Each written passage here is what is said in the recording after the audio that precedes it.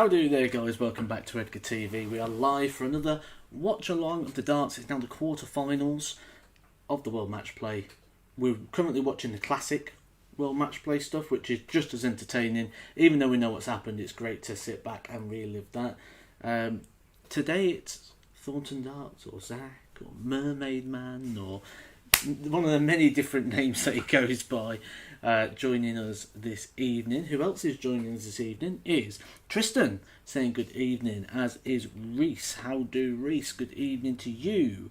Kevin, how do? Good evening to you. Bosch, good evening to you as well. So a couple of early hellos in there, a couple of early good evenings. Only 2 games this evening, because obviously being the quarterfinal stage, we know one of the semi-finals, the other one's going to be decided a bit later on. Good evening from Austria. Ooh. How do then, Nikitsatito? I'm terrible with names. I do apologize. Oh, it's a big shark. Did you see that?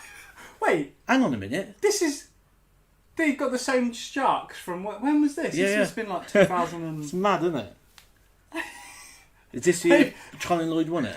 That makes sense with Mr. Blobby being there. Stephen, how do? Dave, how do? Nice to see you, Dave. There you Tristan, Eugene, Kieran. Great shirt, Zach. Yeah, I love a bit of Naruto. Come on, Smithy, do us proud tonight. Hope there's a lot of... Even though it's early, there's quite a bit of Michael Smith support coming in tonight. Yeah, I mean, I think it's a tough ask. Is that Jose de Souza? Surely not. I think it's a big ask for him. Peter Wright's playing very well, but I also kind of... Peter Wright, when he's confident, he tends to trash talk a lot. Yes. And I kind of like it when it bites him on the butt. Because I think he's so good he doesn't need it, but for some reason he always says something about Van Gogh, or he always says that, I don't need to worry about him, he needs to worry about me. But which is a sign of worry, yeah. Michael Smith, that De Souza game was absolutely phenomenal. And for me, I thought that... I didn't think Michael had come through that, how well Jose's playing, but he really dug in. I think it's going to be good. How do Christopher, Channel JMC, Wayne, Sasso? Kieran said, what's been the game of the tournament so far? You know what, that's a tough call, that. But I really enjoyed Dobie versus Joe Cullen in the first round. Good. Thought that was a good game. And I think because I was there, I really enjoyed Daryl Gurney, Ian White. Because it was the first time that we'd had a live crowd for a long time, and the atmosphere in there was completely different to normal darts.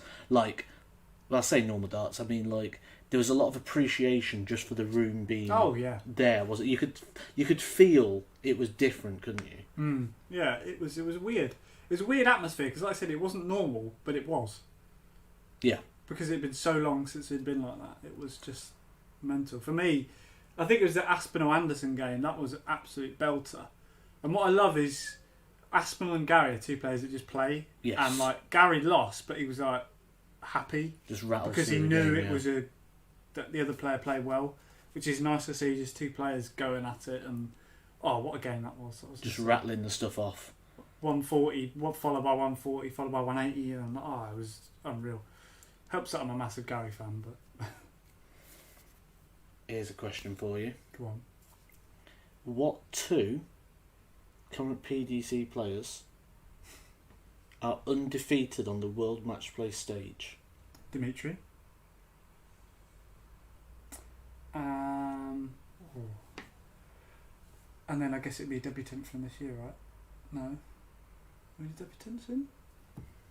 Anyone else got any ideas? Anyone got any ideas?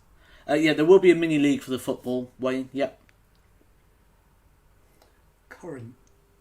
So which current PDC players have not ever been beaten on that World Matchplay stage? So Dimitri is one. Edgar TVFC is looking good now, isn't it? Yeah, I've done some good work on that. Looked good. Some good work on that. I'm trying to think. It's either someone that's current. Is it a debutant? Well, I can't tell you what it is. I'm trying to think who's left. Because it either had to be someone that has either debutant or has won it and not played since, but I don't think that would be possible. So it's got to be someone else that's still in, right? Dimitri and... It's not Ratajski, Kevin. It's not Ratajski. And they're current. They've got a tour card. Yes.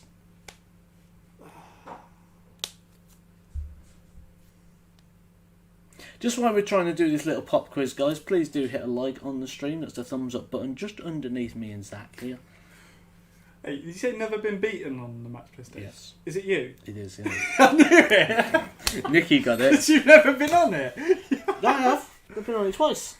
Not for the Matchplay? Not for the match play. I didn't say the match play, did I? For Did I say sake. who's undefeated in the world match play? Or did I say the stage? Wow, I just knew. I was trying to think, no, it can't be him. I thought it's him, isn't it? Yeah. Why is it him?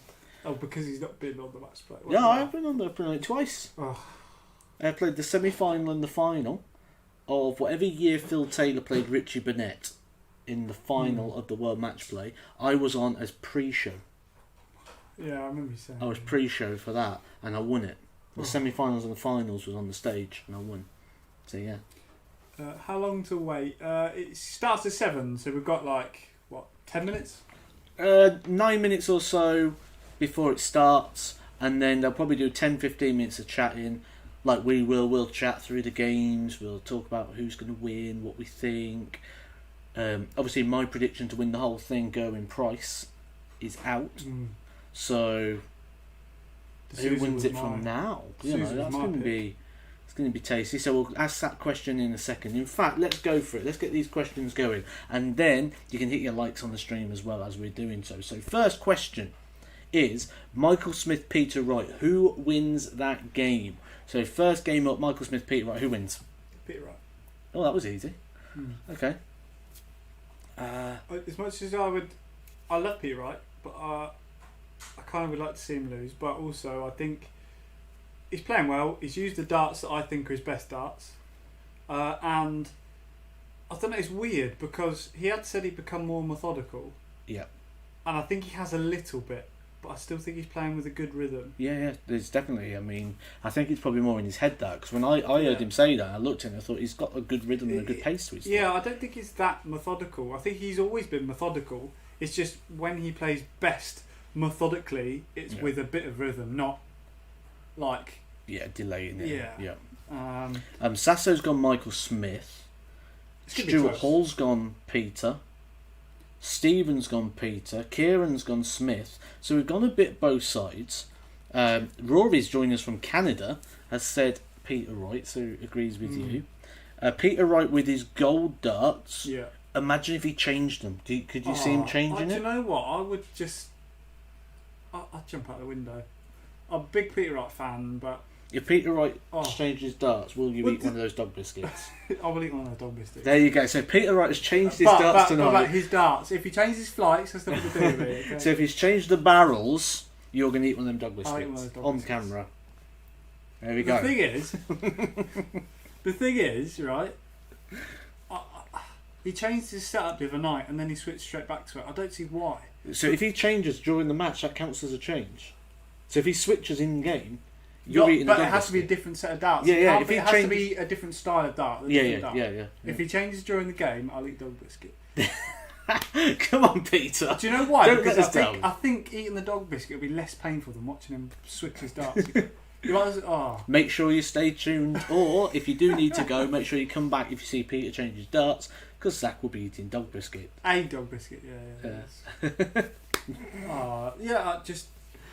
I think he's playing well enough. That 100, I was That'll be stunned. like good rate content for me. I could clip that, and that could be like Then I'd have a new nickname, Mr. Dog Biscuit. Dog Boy.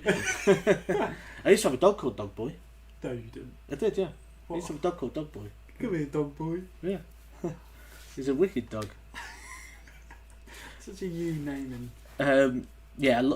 Most people are going Peter Wright. There's a couple of Michael Smiths in here.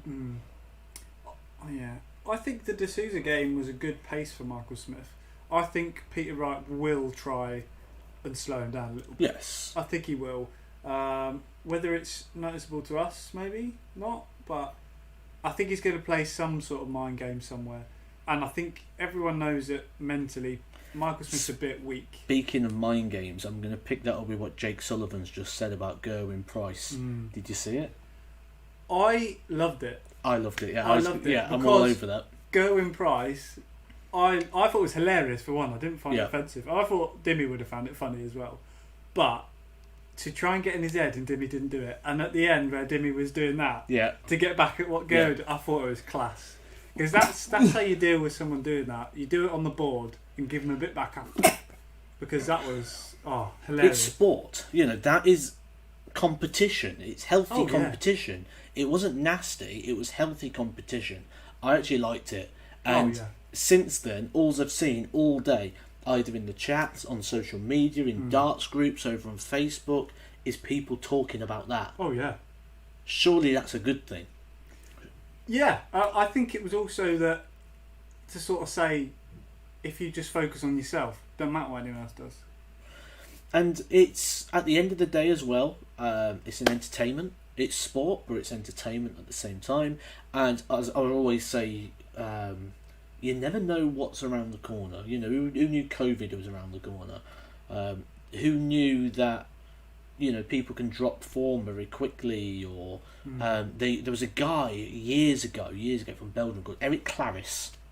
Eric Claris. He's playing really, really well, and he was going into the World Championship, and he fell off a ladder and broke his arm, and he's never returned. Eric Claris.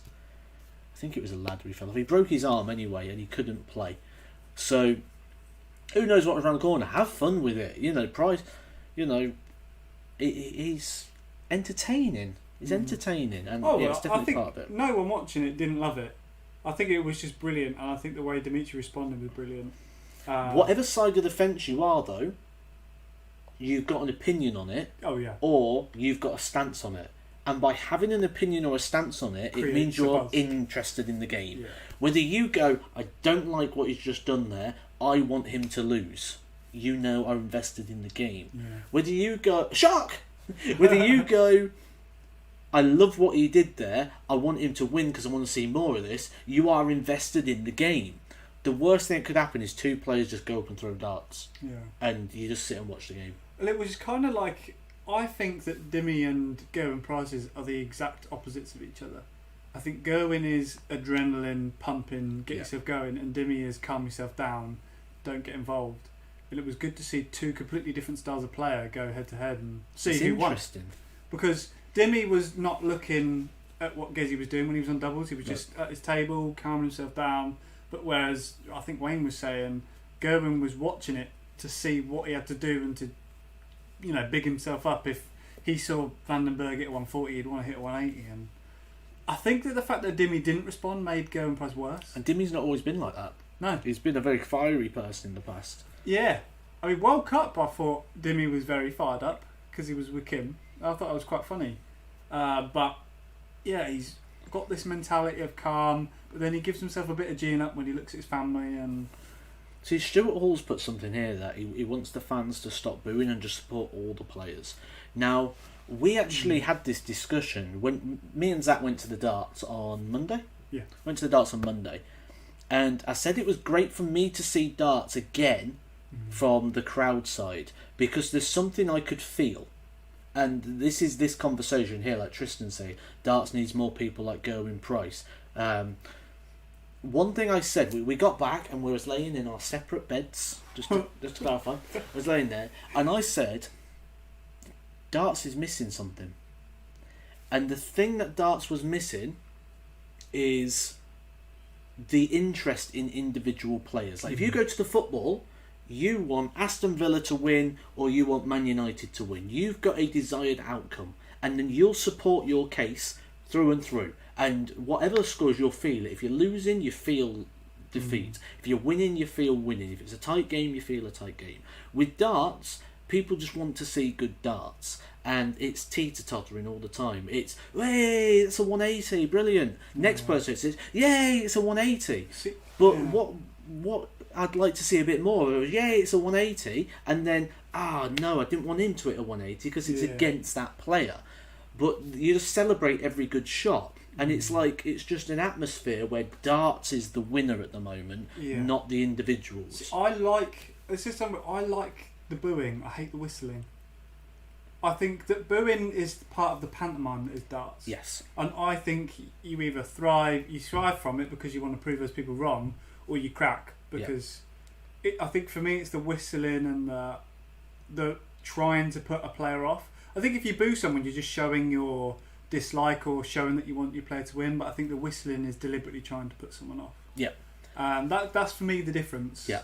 Yeah. Exactly. 100%. Exactly that. Just grab my teeth. That you don't want people to try and affect the outcome of the match. You want them to support a player or not support a player, but not try and directly affect the outcome of the match. Boo them to show I don't want you to win, not to try and try and force them to not win. Yes, exactly. Yeah, definitely that.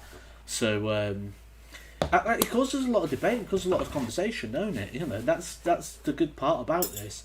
The top, middle and bottom of everything, though, is price is ahead of the game of the top 8, the top 16, the top 32, who haven't yet hit that level of, I care about this person, whether I really want them to lose or I really want them to win.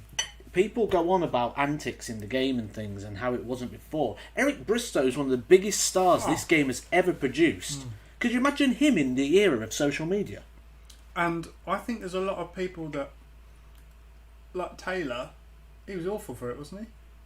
Taylor, I read a lot of stories about how like mind games. Yeah. For example, I know this isn't a big mind game, but he used to win the ball and then give the throw to someone else. Yep. That's one. That's confidence, but two, that is such a mind blow. That's just so. Well, bizarre. I did it at the Worlds, didn't I? Yeah. At the Worlds, I was throwing at 6-6 just to give the bullseye away against Kyvenhoven and against Mensa. Van Gerwen, who's on screen now, actually did me over on that because I played Michael Van Gerwen in the Players' Championship Finals at Minehead. And in my mind, I said, I'm going to give Van Gerwen the throw and I'm going to try and break him early. And I had won the ball. So we ended up trading off, like ball. We're trading off on the balls. And then eventually, I hit a 25 and he missed. He went outside. So I missed and he went outside. And then he turned round to me and he goes, "You're going to give me the ball, yeah?" And I went, "No." Because he asked for it, I didn't want to give him the ball. Because then I felt like it was out of my control. And then I walked off and I was like, damn, I didn't want to throw first and now I throw first. And it's like he talked me into throwing first. And so that one didn't work. He was good at that.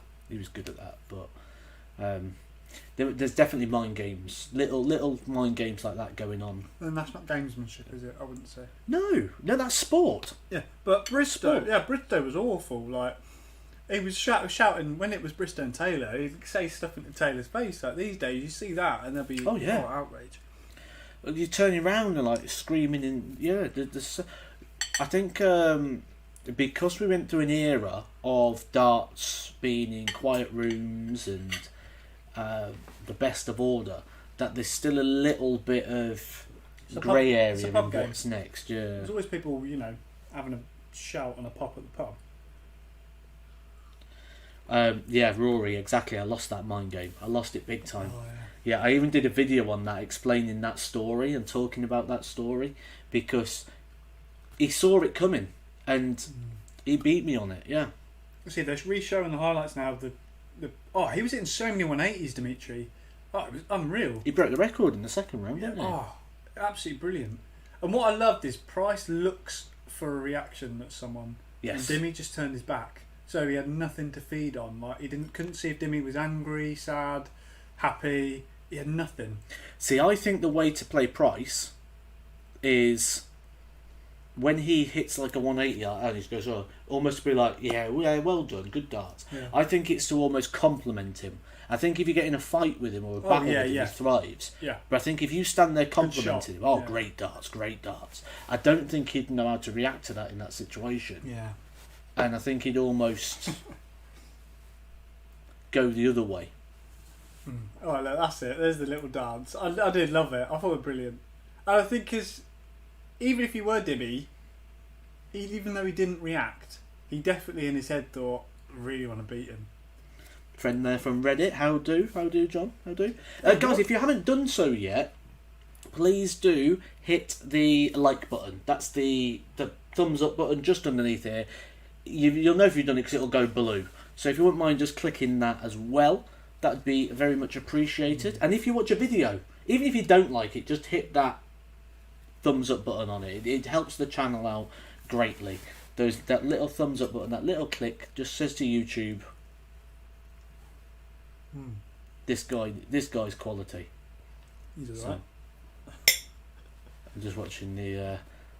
I quite liked Dimmy's interview. It was quite good. Yeah, it was very humbling. He was very like, wow, I can't believe I've been here. I'm now here again. It was very honest and. Could he defend the title?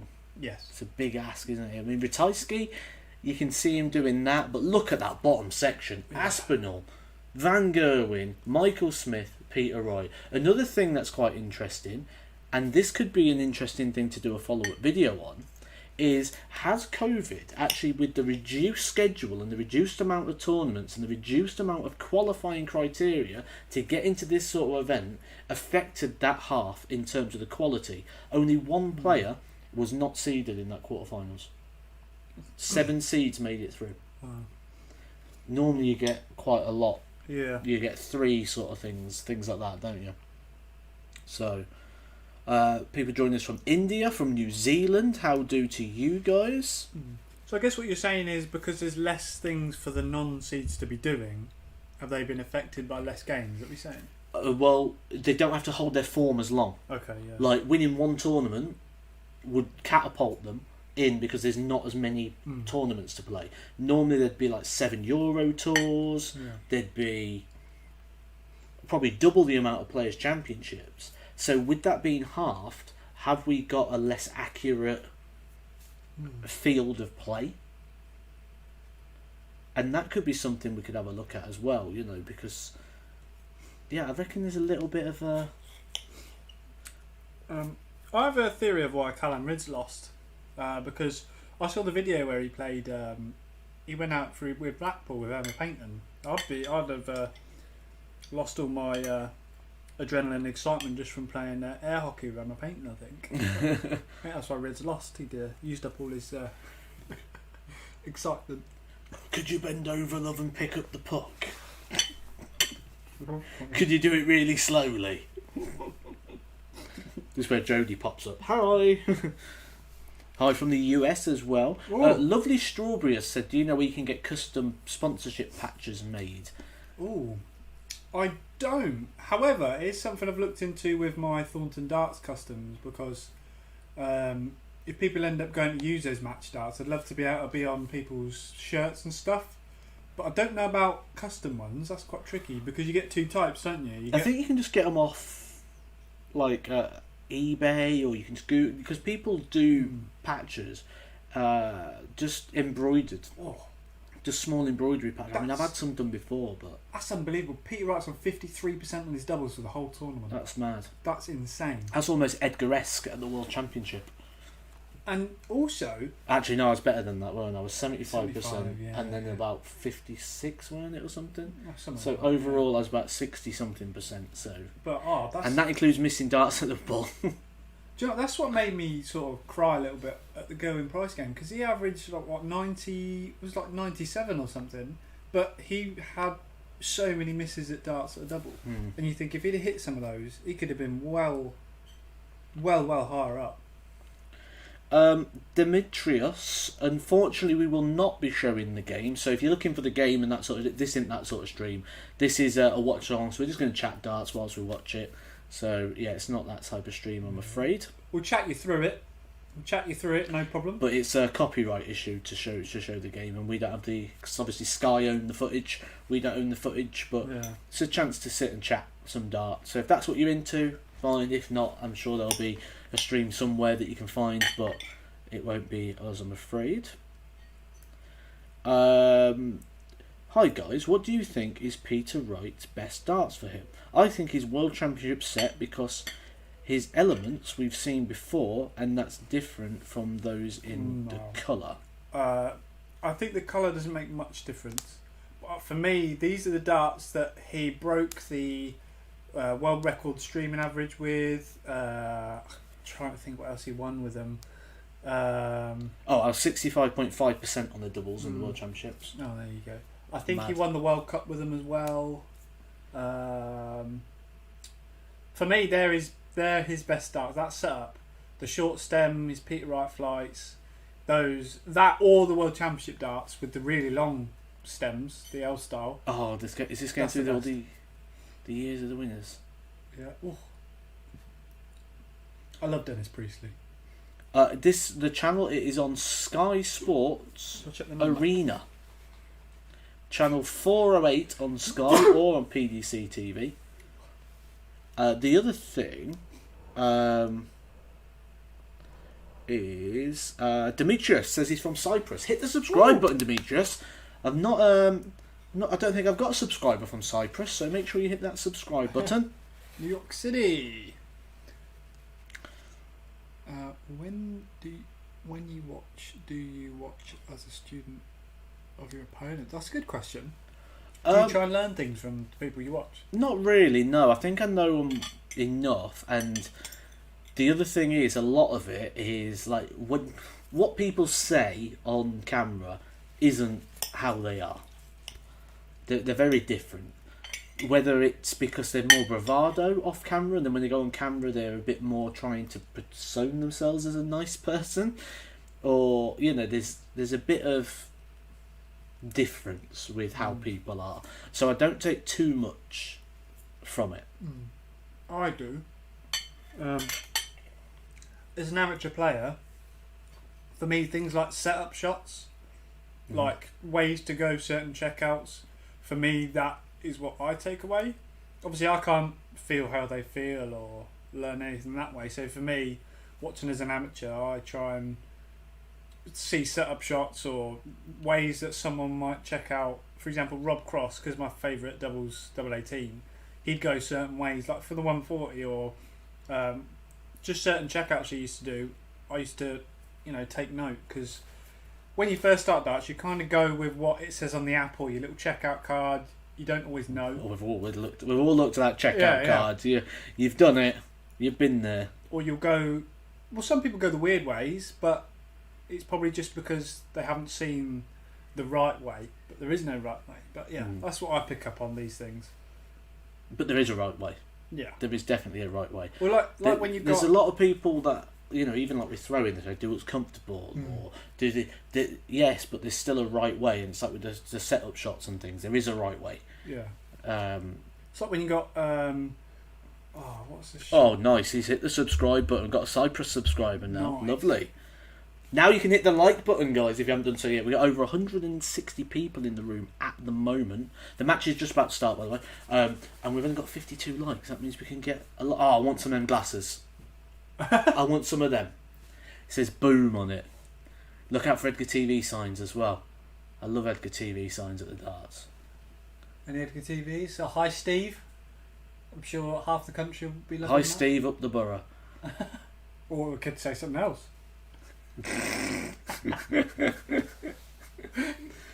Michael Smith just about to start his walk on now. You've done yourself, haven't you? Oh dear.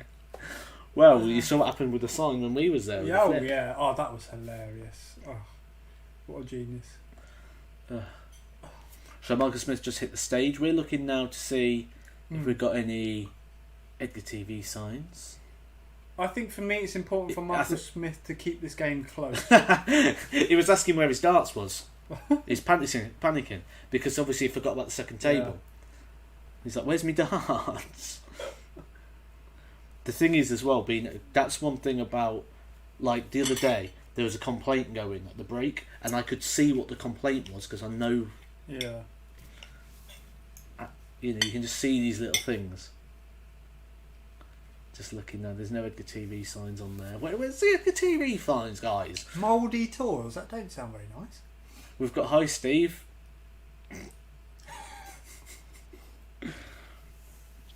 We won't show the match live, I'm afraid, Jamie, because of copyright reasons. Yeah. So this isn't the channel if you're looking for that. Grandad Bob? Oh, he looks focused, doesn't he?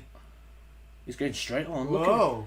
Do you know what, right? Peter's walked sometimes, you know, like when it's really hot and everything, you get a bit of a sore bum. Yeah. Peter's walking like he's got, you know, because when you've got a sore bum, you walk with your legs a little bit further apart, don't you? Yeah. He's walking like he's got a sore bum. Maybe he's got a sore bum. Yeah.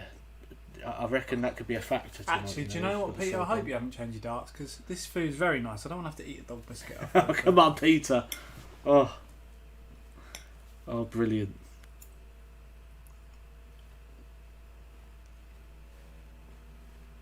Just saw Jack, mate. You were just saying that, didn't you? Yeah. So they've got two relatively big YouTubers playing the darts on the stage.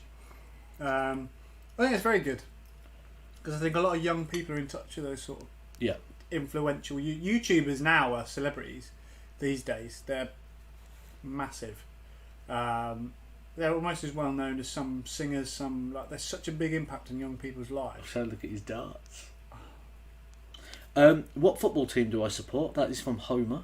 Nice to see you, Homer. He's even got a picture of Homer on there. Nice to see you. I'm an Aston Villa fan. I think we're going to have a big year this year, Villa. Be a good season. And I'm an Arsenal fan, and I don't think we will have a big year this year. No. Can't see Arsenal doing well at all.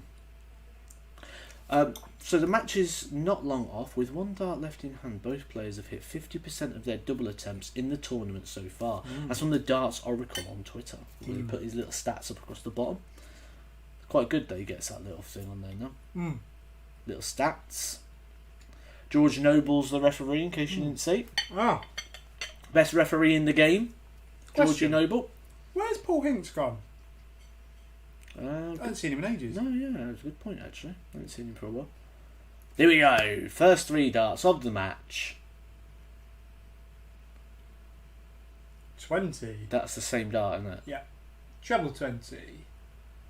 He's changed his flights Treble though. 20. No, same flights. No, he played with slums. He did at the start of the last game, but then he swapped in the game. Just check the scores are updated. 140 for Michael Smith.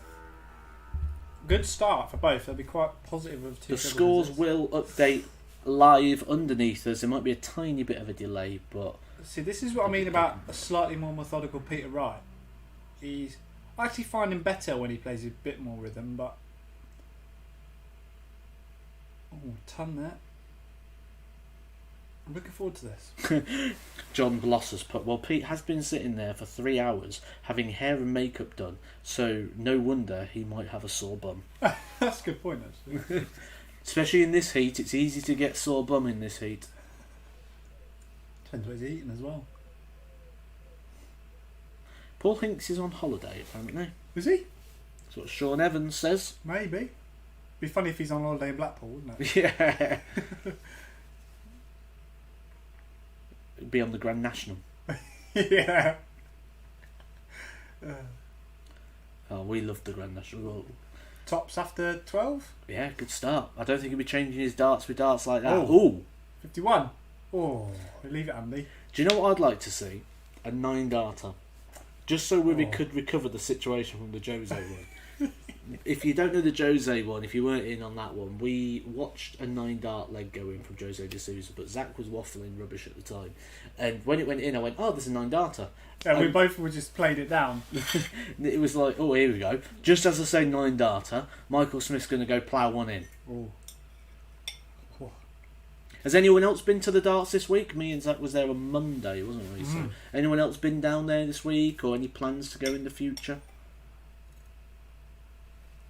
Stuart Hall's asked, which player would you pick to save your life? Double, one in hand. I'd always go Phil Taylor. Even now, Phil Taylor. If aliens came down and said, right, we want to take on your best dart player, I'd put Taylor forward. Yeah. It depends. Because at the moment, I think it's quite hard, but 2015, 2016, Gary Anderson on tops and 24s, like, oh, couldn't miss it. World champion Rob Cross on double 18. Oh. Mensa on double 14. At Edgar one on point. double 16. Mm. This is a quality start. I will give you some stats at the first break, because I think it's too early to give you some stats. Yeah. So at the first break, I'll pull the stats up and I'll read those out, and then I'll keep you updated with all the stats and facts. Wade on double 10, says Mika. Oh yeah, that's a good shot. Are you really eating that? Yeah. It took you hours. Ooh, frustration. Was that a miss at a single? I bet it was. Yeah. Oh. This is only for a hold to throw here. Michael will be under a bit of pressure just to hold. Ooh. Early break. Gezi Price on tops, but not after last night. Yeah. Take it he wasn't good on it. No. It wasn't good on mini doubles for a long time. I think there's a bit more than a slight. Oh, has the scoreboard not updated? There you go. That should get it going again. Yeah. Yeah, I don't think I updated it. There you go. It's always, but I think there's more than a slight delay on the scoreboard. I think that should have it running now. For me, if this goes too We do it that way. far There we Peter go. Wright's way, Peter Wright gets a few legs clear, I think Peter takes it comfortably. Because I think a Michael Smith that's chasing a game is very vulnerable. I think he's very against himself. He's Yeah, very... he can do, yeah. But he can also play very freely. Yeah. It's a bit of both. I just find sometimes he gets more and more frustrated when he's not winning it well. I was going to give you some stats. They've gave you some already. 106. So we're not good. I think you're going to be let off from eating dog biscuits tonight. I hope so. Evening, guys. Evening. I don't know if it's on Darts Connect, but certainly it's on your screen for you now, updating along. I just didn't load the box up, so it won't. Just have a quick look, see how behind it is. It's not far off at all, actually. Let's see. So there's 2 in there. That's a 180. Wow.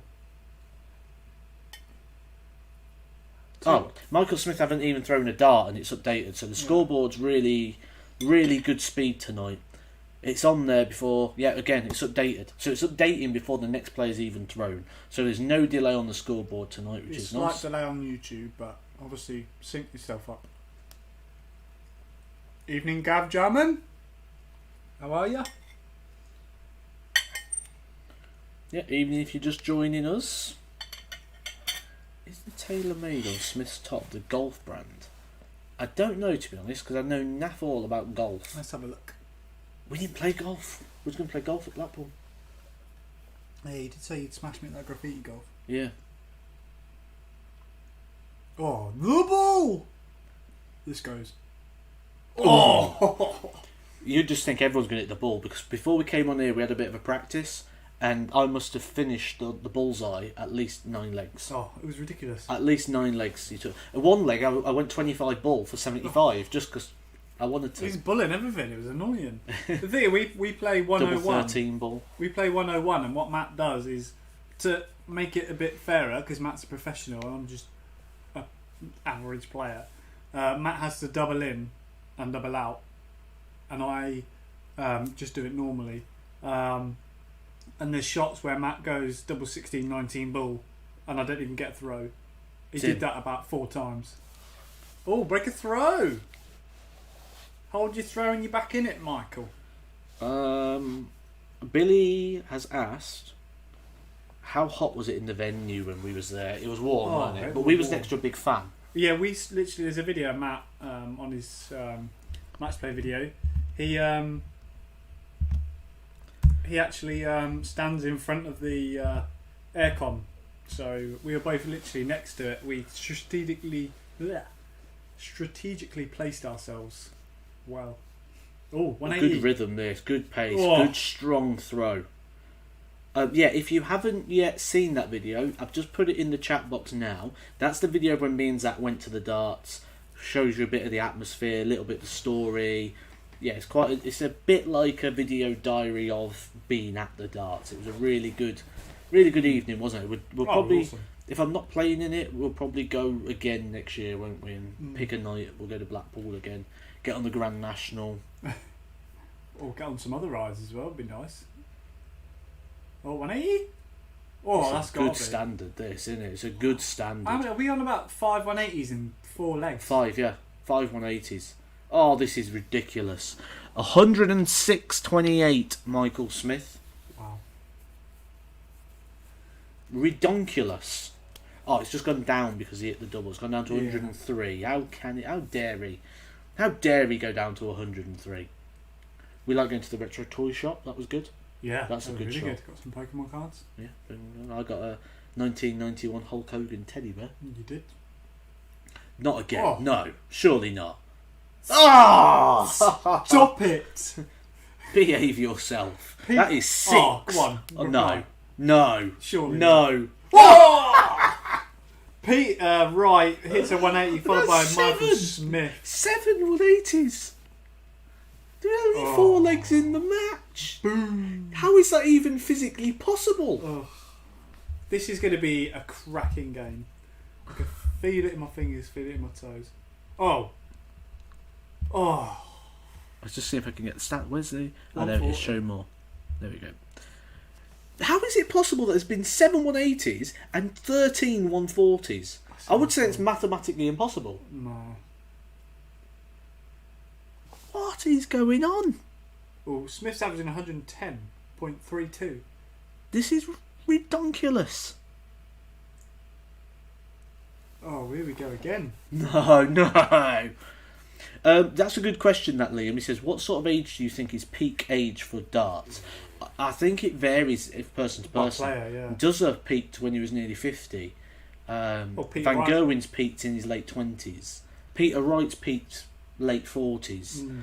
I think Adrian Lewis, mid-20s. I think it depends on your throw of when you go down. For someone like, for example, someone aggressive like Josh Payne, someone with a really aggressive throw, I think will decline with age. But someone with a smoother throw, I think Peter Wright. Steve Beaton. I think Peter Wright. Yeah, Steve Beaton. The way he's so good still. I think. Oh, that's wow. really mad.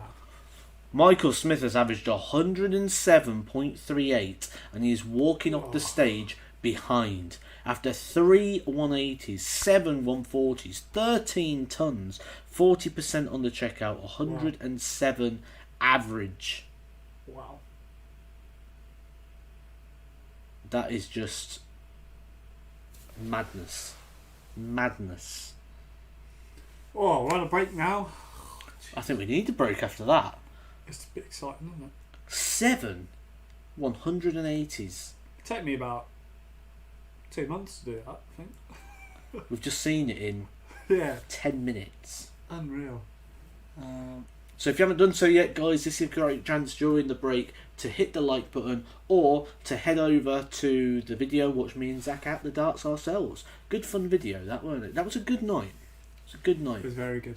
Ooh, mindset, Liam, is key for peaking. I guess so. I think experience is very important for someone to peak.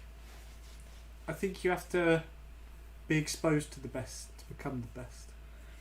Liam has said, do you not think that Michael Van Gerwen will peak again when he gets older?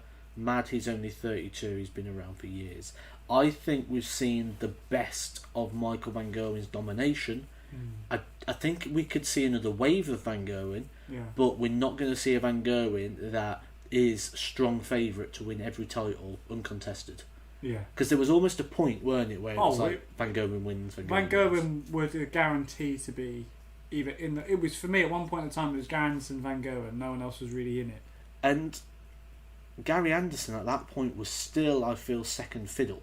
It was just he was the only person that could give him a game over a long period. And now there's a lot of players that can do that. Even, I mean, you've only got to look at like the Pro Tour. Van Gerwen is losing to players down by the 100, the 90, the 80 sort of mark. Years ago, that would have been unheard of. And I think we're going to get another wave of Van Gerwen. Yeah. But I don't think anybody's got the game to dominate this field because the depth is too much. Because I still think, there's more players that have got. I think no one has been. Van Gerwen was at his A game, his very top game, for a rather long time. I don't think there's anyone in the game at the moment that can do that over such a long period. However, I do think there are people that can match his top at the right times at certain points. D'Souza, I think, is incredible at the moment. I don't think he could do it as long as Van Gogh and Kevin. I don't think there's anyone that could do it for that long. I think Gary at one point was probably the closest. Well, Taylor obviously, but you have to remember Taylor wasn't number one all the time when he was around. Daz Reynolds said we should have gone to Brooks Collectibles. We went to iCollectibles. Yep.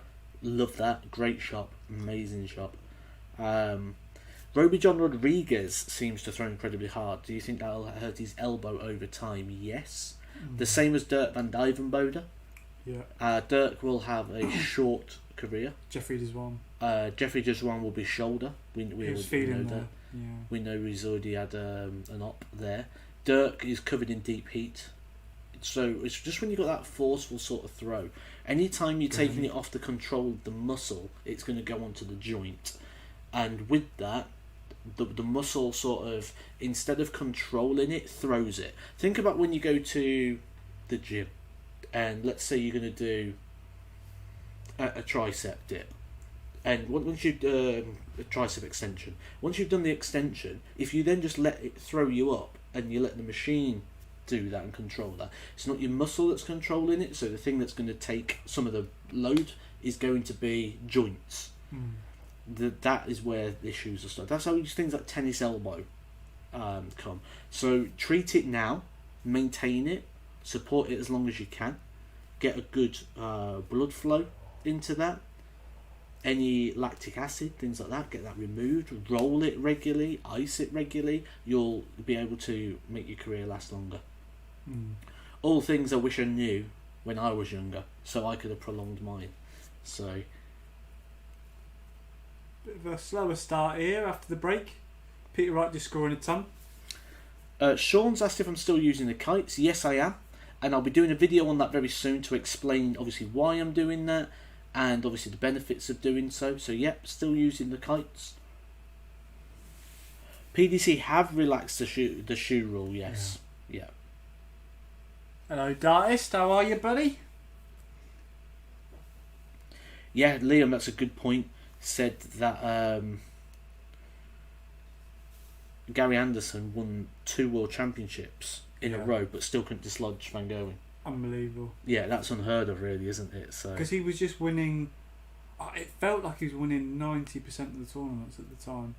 Even in the Dartist? It kind of felt like when I don't know how many people watch Formula One. I think it was like when Sebastian Vettel was winning everything. Well, it's probably like Lewis Hamilton now. It's like you can't think of another name to win it. It kind of felt like that at the time. And it was just, who's going to be in the final with Van Gogh? And that's what you used to ask yourself. 8 for Peter Wright. Oh! And I can tell you, as a player, someone on the ground, someone who's been there, either at Pro Tours or when draws are being done, people wanted to be in the opposite half to Van Gogh. He had that fear factor. Yeah. Because people kind of knew if he was in Van Gogh's section, you wasn't getting as far as the final. Where people knew in the other section they had a chance. And then you get to the final, it's a one-off game, cup final, who knows. Yeah. But that's gone now. If anything, people want to be in Van Gogh's section because he's still a headline. You beat Van Gogh, you're still the headline act. Or if Van Gogh wasn't there, everyone would say you didn't win because Van Gogh wasn't there. Yeah. There was a time period where did you really win it because Van Gogh wasn't playing, and it's like, wow, that's mad. Someone's questioning your ability because another player's not there. Smith to win this. Oh, I don't. It could happen, but I just think for me, Peter Wright's got a good temperament at the moment. He's playing with the right darts, in my opinion. Yeah, Matador Darts saying it helps with keeping the arm relaxed and things. Yeah, definitely, because the proper treatments, things like rollers, ice, things like that. They're also going to remove that lactic acid, which is obviously going to stop the full contraction and relaxation of the muscle. So definitely a bit of treatment in there would be good. That's a very good point. Liam says, do you think? Well, he's saying Van Gogh's picked up the level of everyone coming through. Do you think that's true? He set the goal. I think he's shown what can be achieved. Do you think that's made people almost forced to come up? You think that's been like, well, if I want to be the best, I've got to be better than this guy?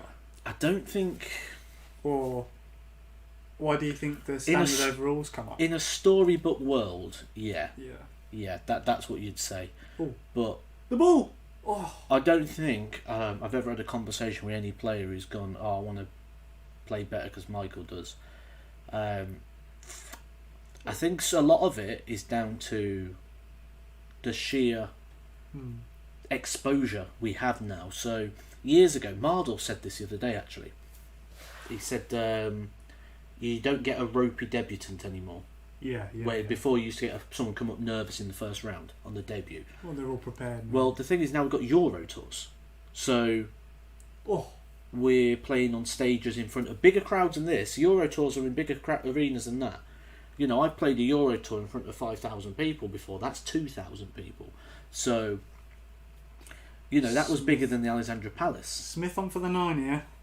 Not only that, but I now get, like, you've got tiering. Because, like, you know, you start off, you get the UK Open, so you might get a main stage game. If not, you get a side. Then you got, like, the Players' Championship finals, where you're going to be on ITV. There's opportunities now to be accustomed to it. So when you get to this stage, you've played this many times before. I think that's the difference. Yeah. You know, and even like say Euro tours, things like that, massive difference. Darts Connect, so you're exposed to averages, to exposed to people watching and scrutiny all the time. Streaming boards. These are all things that make this just feel natural.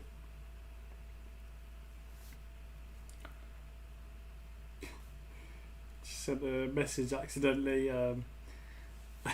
Matt and Dom were asking about some darts, and I actually put, we'll have a look later, streaking with Matt at the moment. So let's put streaming. Oh, good question there from the dartist. Who would you say is the best up-and-comer outside of the top 50? I think for me, just off the top of my head, without digging into my, without getting the rankings up and things, there's one name that springs to mind. Where's Rids? Oh, he's in already, yeah. He's in the top 50. One name that springs to mind. What's going on there? Louis Williams. Yeah, I've got another one actually. I really rate Adam Gavlas. Right. I think he's very good. I think he's got big potential. I don't think he's performed yet. I think Louis Williams has started to perform already, but I think he's not necessarily been a name yet. I really, really rate Adam Gavlas. I think once he gets a bit more confidence, I think he'll be massive. Liam, I agree with you. I'm getting better all the time. So the best up and coming is Edgar himself. I'm getting better all the time, yeah. Outside the top 50, yeah. It's interesting. Gavlas is good. KFC said, "Can I book Thornton Darts to be my cameraman?" Obviously, has just gone and watched the. Yes, you can. The video. Of course, you can. Joe, the thing is, I am usually very good, but I think I probably had. Oh, I didn't have Mr. Blobby. Did I have Mr. Blobby under my arm at that time? I don't think I did. Possibly did actually. Maybe yeah. I was carrying a Mr. Blobby. 9 180s now. Yeah, Lou Williams is very good though. Oh, it's class. Very impressive. It's class. And he's got a very good attitude. What's he, 18, isn't he? I might be a bit older. He's young, but he's got a great personality. He's got good banter about him. He's got a bit of presence about him. Yeah. Leighton Bennett, unbelievable. We haven't heard much about him because there's not been a lot on. He's been winning JDC tournaments fairly easily. Looking to go fill up my glass. Yeah. Do you have to get some Vinto out now if there's some there? You know the cupboard, or Phoebe will tell you the exact position of it.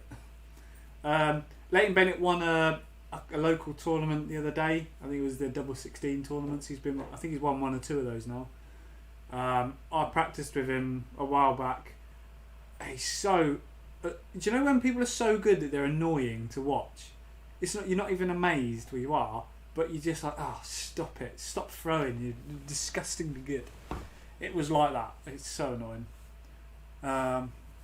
We've got Gavlas needs to sort out his cough to stop upsetting Anderson. Yeah. Honestly, when I saw him at the development tour, I watched, I think 2 or 3 separate games, and almost every time I saw him throw, he missed a 9 darter by like fractions. He was like 7, 8, 9. Well, not 9 because he'd have hit it. 7, 8 darts into the 9. I saw that happen at least 3 times. I just think he needs a bit more experience, and he'll be really good. He's got a good throw. Who's the next first-time winner of the World Championship? I think you'll know that one. I only answer Matt Edgar.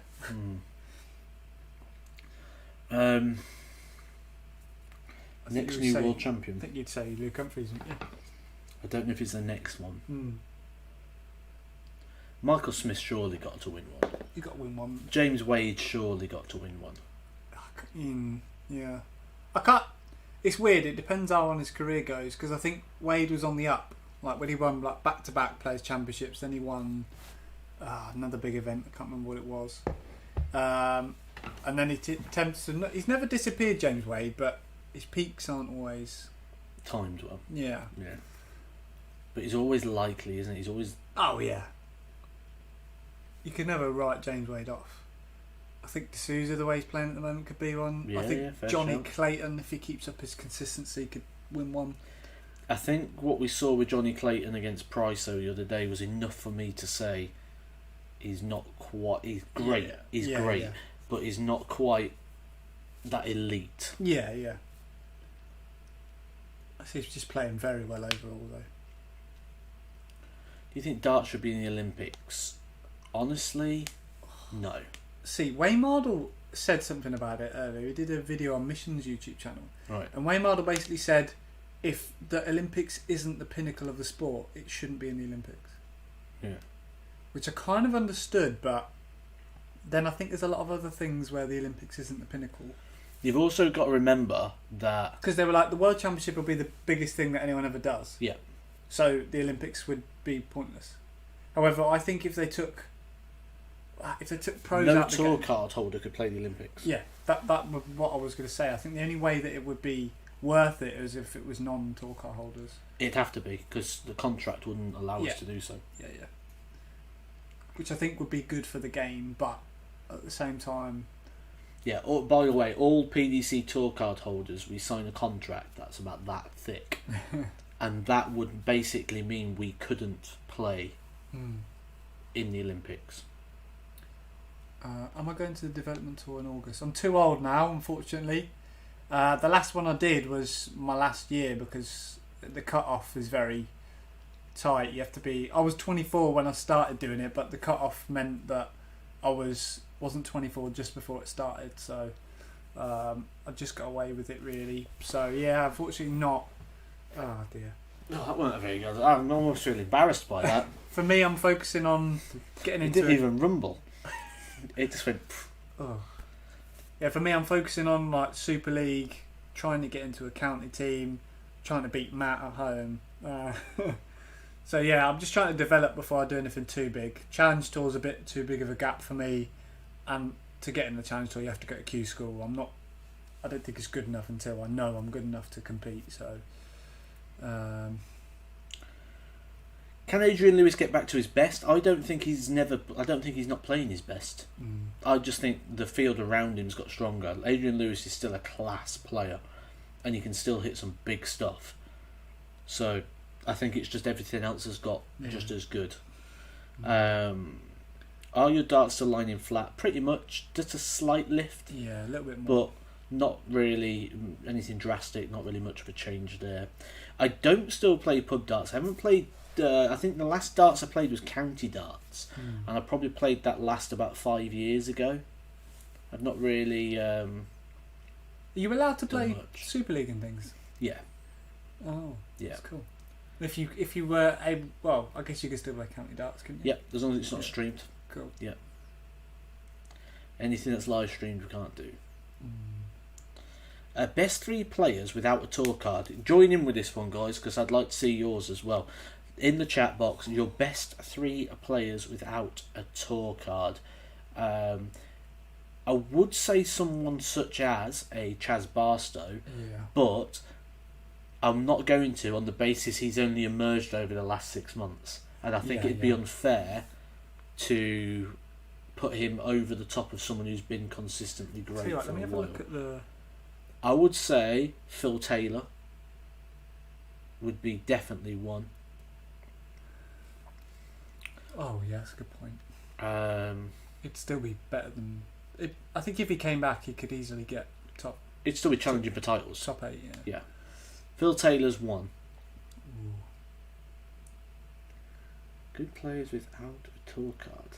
I'm going to have a look now, actually. So, anyone with the tour card is top...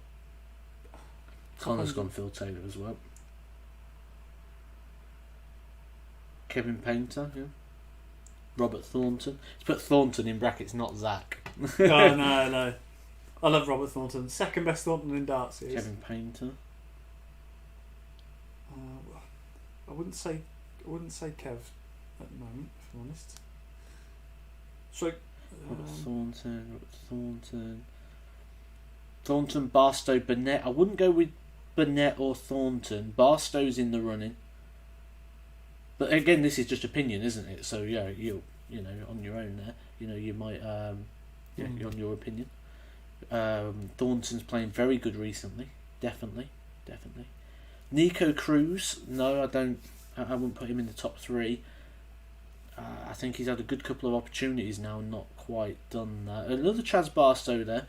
I think it's easy to look at the short term and say Chaz Barstow. Yeah, I think you need a bit more from him. Yeah, I think it's unfair to put him over the top of some of the more consistent players over years gone by. Steve Beaton's got a tour card. So, yeah, non-tour card holders. So Nicholson can still play, yeah. Martin Adams. Yeah, actually, do you know what? That's a real good shout. Yeah. I would say that. Oh, he's still unbelievable. Yeah. Louis Williams, he pipes up. It's like Beetlejuice. If you say his name 3 times, he pops in. Yeah. Say his name 3 times, he pops in. It's like, hang on, you were just saying good things about me then. He's going to go back and re-watch that. Get in the bath of beans, Louis. Long story. Yeah, I saw your tweet the other day. Yeah, long story. 145 here for a break throw for Michael Smith. Phil Taylor, but Burnett and Thornton seem to be 2 very popular. I think probably because they have exposure on the Modus leagues, and yeah, I think what people are looking at are the people that got called in for the tours that weren't tour card holders, because you see them. Yeah. People in the online leagues, and yeah, for me, I think Phil Taylor, Martin Adams, and then I'm trying to think of a third. No one has mentioned Jim Williams. Do you know what? I was really hopeful of Jim Williams. I thought it was almost, everyone was hoping for it to be a Glenn Durrant style story. Because for me, the BDO was Jim Williams and Glenn Durrant. Obviously, Martin Adams at one point. They're the sort of 3, Michael and Tabukna as well. The Roby couple of John, players that would come over, yeah. Paul Lim. Wayne Warren is the amateur world champion at the moment.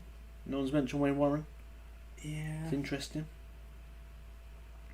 James Richardson, good shout. Good player. Yeah, solid player. Another James Richardson there as well. We're back in here. 7-4 at the moment. Interesting game this. The gap's starting to open a little bit. I think I answered that. It's first to 16. I might have. I can't remember. Yeah, first 16. I don't think you did answer it. No. Mark Webster, I don't think he's Rusty Jake. I rate Rusty Jake. Yeah. I think he's another aggressive thrower. He's a bit like a short Akeem Barry. He's got very aggressive. Because the other thing you could look at is people like Kyle Anderson. Yeah. Christo Reyes got one, hasn't he? Kyle Anderson though had to keep his card up. Has he got one anymore? I think he's lost his, hasn't he? He has, yeah. Corey Cadby. Class. Yeah, he was class player. It's a sad story, Corey Cadby. Oh, literally as I said that. Yeah. Richard Veenstra. Nice shout. Yeah. Oh, it's tough, isn't it? I'd definitely go Taylor. I'm trying to think. Paul Lim. Yeah, someone said Paul Lim. Yeah, that's a good shout. Oh, yeah. Just don't play enough steel to... What's his name? Break a throw for Peter Wright again. Royden Lamb. Oh, I love Royden Lamb. Longest darts ever. Well, not ever, but very long darts. I'm just trying to think of all the different continents and things. I'm going round in my head. Lawrence Ilagan. Yeah. I love him. Is he the guy who acts nutty? He's the guy that acts nutty. He walks around like he's 7'4", but he's actually He wears like like 5'4". one sleeve or something as well. Yeah, he was in the World Cup and he kept blocking the camera. Right, yeah. Oh, I love him. Absolutely love him. I've gone through Gibraltar, no, Spain. Just going around all the 180. countries. 102 average plays 101, and we're a 13 leg in now. This is great standard. Wright's played really well this tournament. He has, and he's averaging 103 right now as well. Right now. Oh, I'd love him to change his darts for a leg. To see what he does. He can't. He surely can't. Hashimoto, what a legend. Rest in peace. Yeah. Yeah, he was good. Diogo, love a bit of Diogo.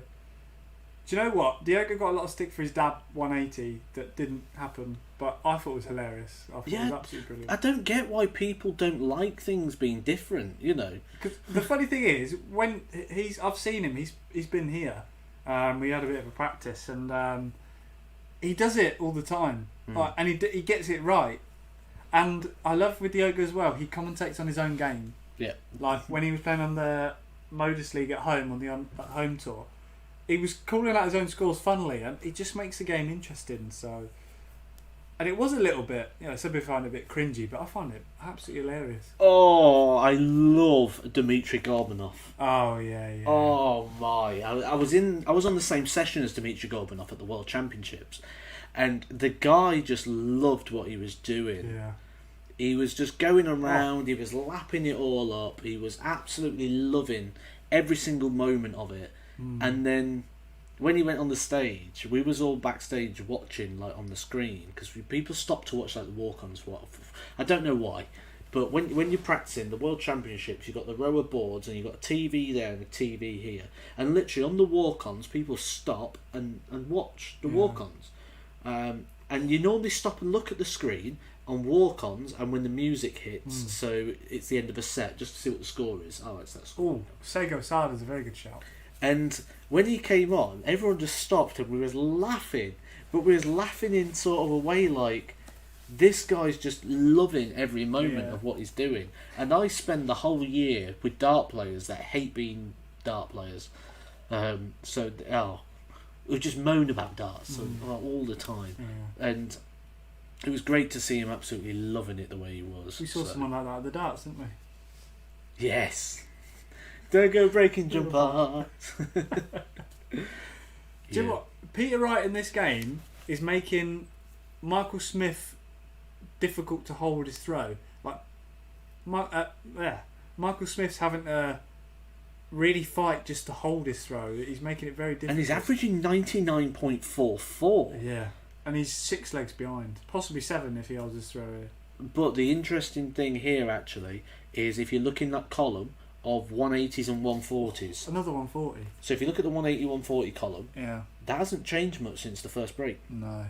We're about to go into the third break now, and the big powers. I mean, look at that. The tons are fine. The tons are up there. Yeah. But the 140s, the 180 pluses, where he's getting those big ones. 180, surely.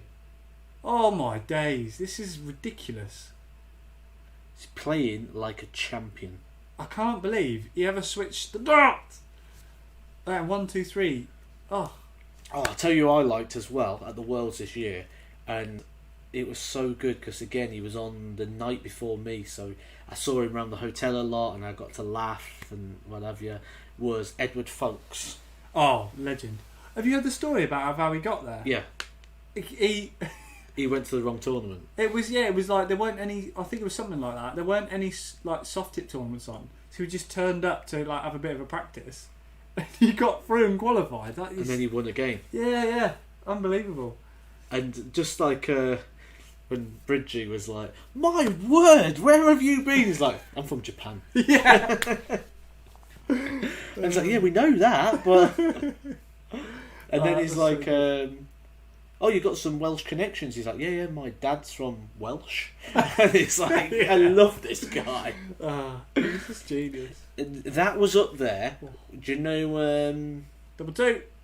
Ooh. There's a guy in pool or snooker. Yes, and he's like, "Yay!" I can't remember what his name is, but I know the interview you're talking about. I'll know it if someone knows him and says it. I'll know who it is. It's called.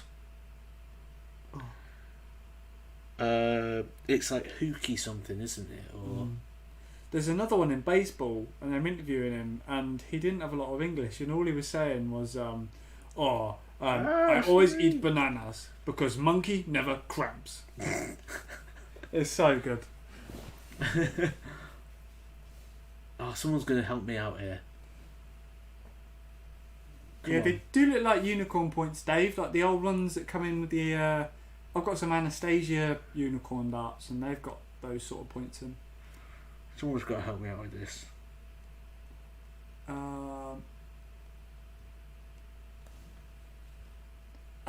Charlie's player had Westlife as his walk-on. I'm just going to go on my phone and see if I can find it. I'll know it as soon as I see it. Smith header's gone. I don't think Smith looks too negative. I think Peter Wright's just playing so well. It's going to bug me till I get it. Outrageous. And this is going to be the frustration for me as a Peter Wright fan to see him play like this. Let's say he wins the match play like he won the Worlds, to then go, do you know what? I'm going to go to a set of darts that no one's ever seen before. I just hope he sticks with it for the longevity. That's him, isn't it? Nakuki Oi. It's probably not his name, but yeah. That's him though. Oh yeah, he's brilliant. Yeah. Nakuki Oi. Was Vandenberg drunk, or is he just mental? What was the point of googling him again? Why did we want just to say you liked him? He was like because he was at Edgar Fox. Fox, yeah. He was the darts version of Nakuki Oi. I'm probably getting this completely wrong, aren't I? Yeah, Boris Crackmar. Yeah. Boris Crackmar, Ryan Meekey. Oh, do you know what? That'd be nice. What other ones have I got wrong? Boris Crackmar, Ryan Meekey. I don't know. Probably loads. You should probably get your own name wrong. There's a few others. Why are there so many erectile dysfunction adverts around the darts? Do you know what I mean? Targeted audience. I mean, I guess it is, but like, I see every other advert's about erectile dysfunction. I wonder if Terry Jenkins still plays some of the darts. We'll find out soon because the World Seniors is coming up in February. That'll be a good event. That'll be interesting, yeah. I think we should live stream that. Do a watch along for that. I'd love to actually. There's also Mr. Keith Deller will be in it using some darts that we designed for him, so that'll be interesting. Using his Loxley darts. His Loxy darts. If anyone hasn't done so yet, guys, do hit the like button on the stream. Thumbs up just underneath. What PDC players have you designed for? Matt, Ryan, Nick Kenny. I think Nick Kenny's gone back to his old darts now, but they're very similar anyway. Aaron Beanie, Gary Blades. I didn't technically design for Gary Blades, but Gary Blades is using darts that I have helped design. Trying to think who else now. Steve Hine isn't PDC, but I did Steve Hine.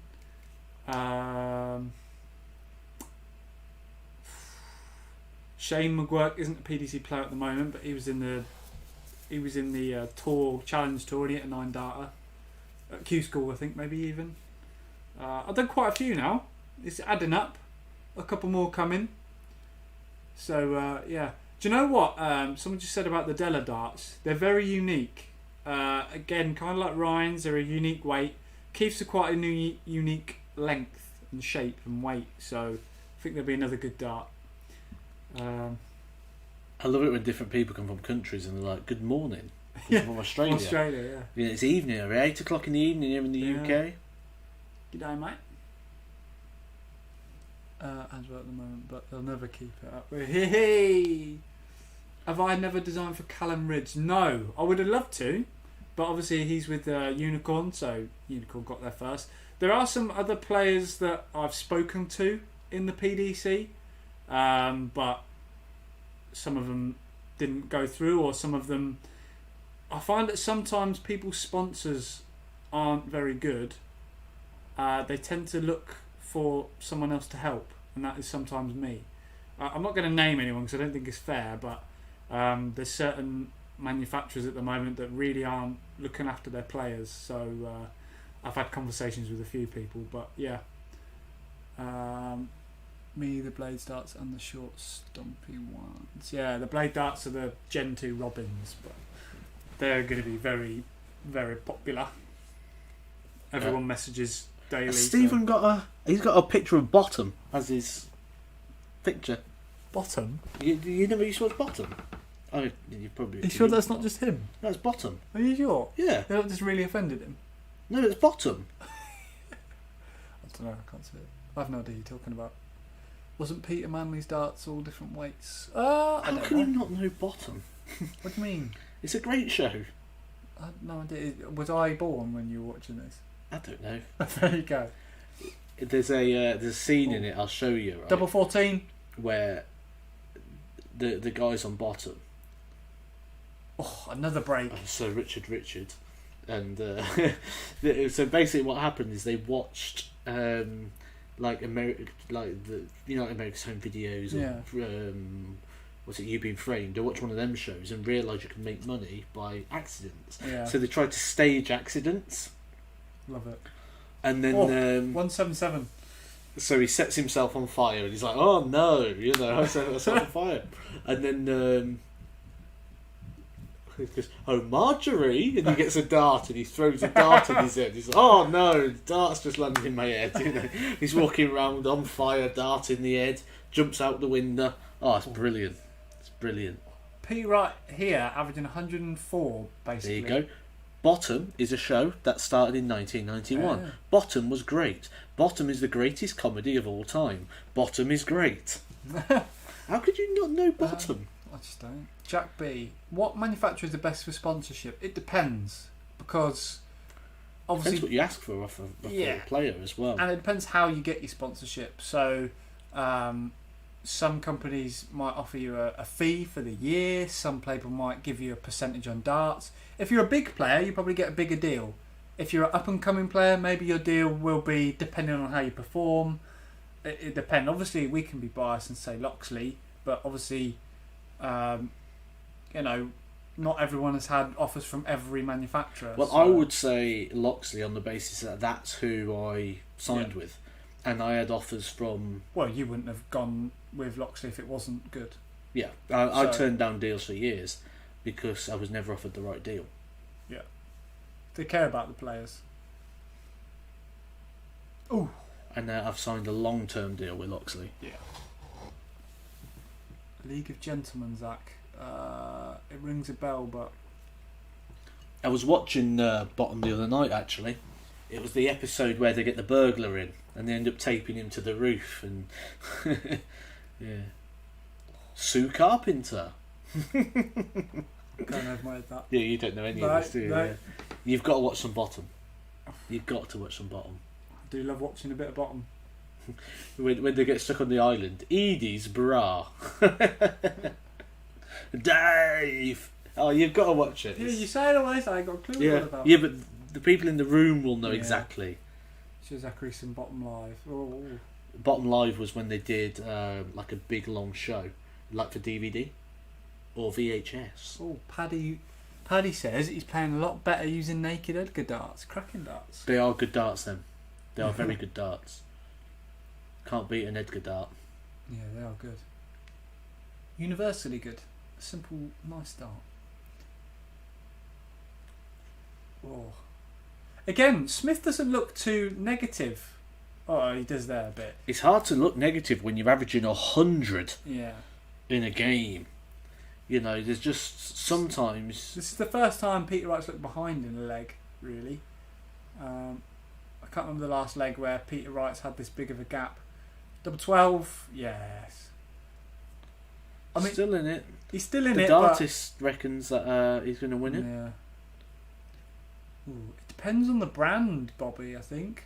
Because I'm not going to name some brands either, but I know certain brands that will...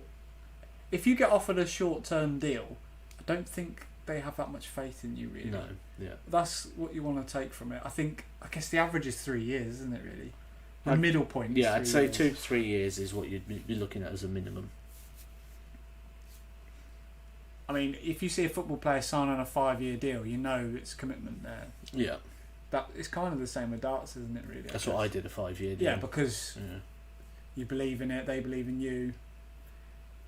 That's good. But yeah, you typically see 3 years, I think.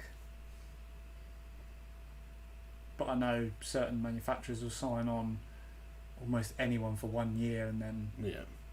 like, yeah, it's not very good. Still loads of bottom quotes coming out. 180! This first one's it for a while, Yeah. since the first break. 13 180s now. 180s have dropped down a bit, but I think it's probably because Michael Smith's not. They had to drop down, didn't Yeah. they?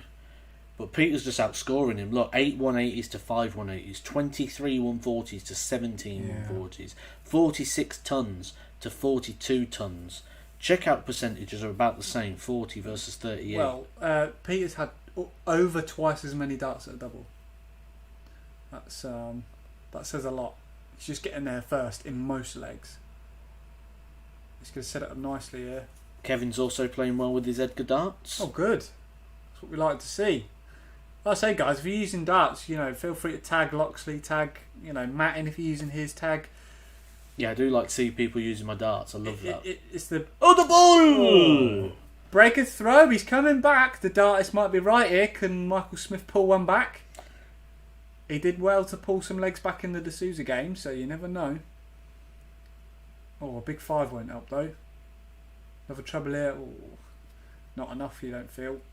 What else have we got? What smashing blouse you have on? Best line on the show, in my opinion. I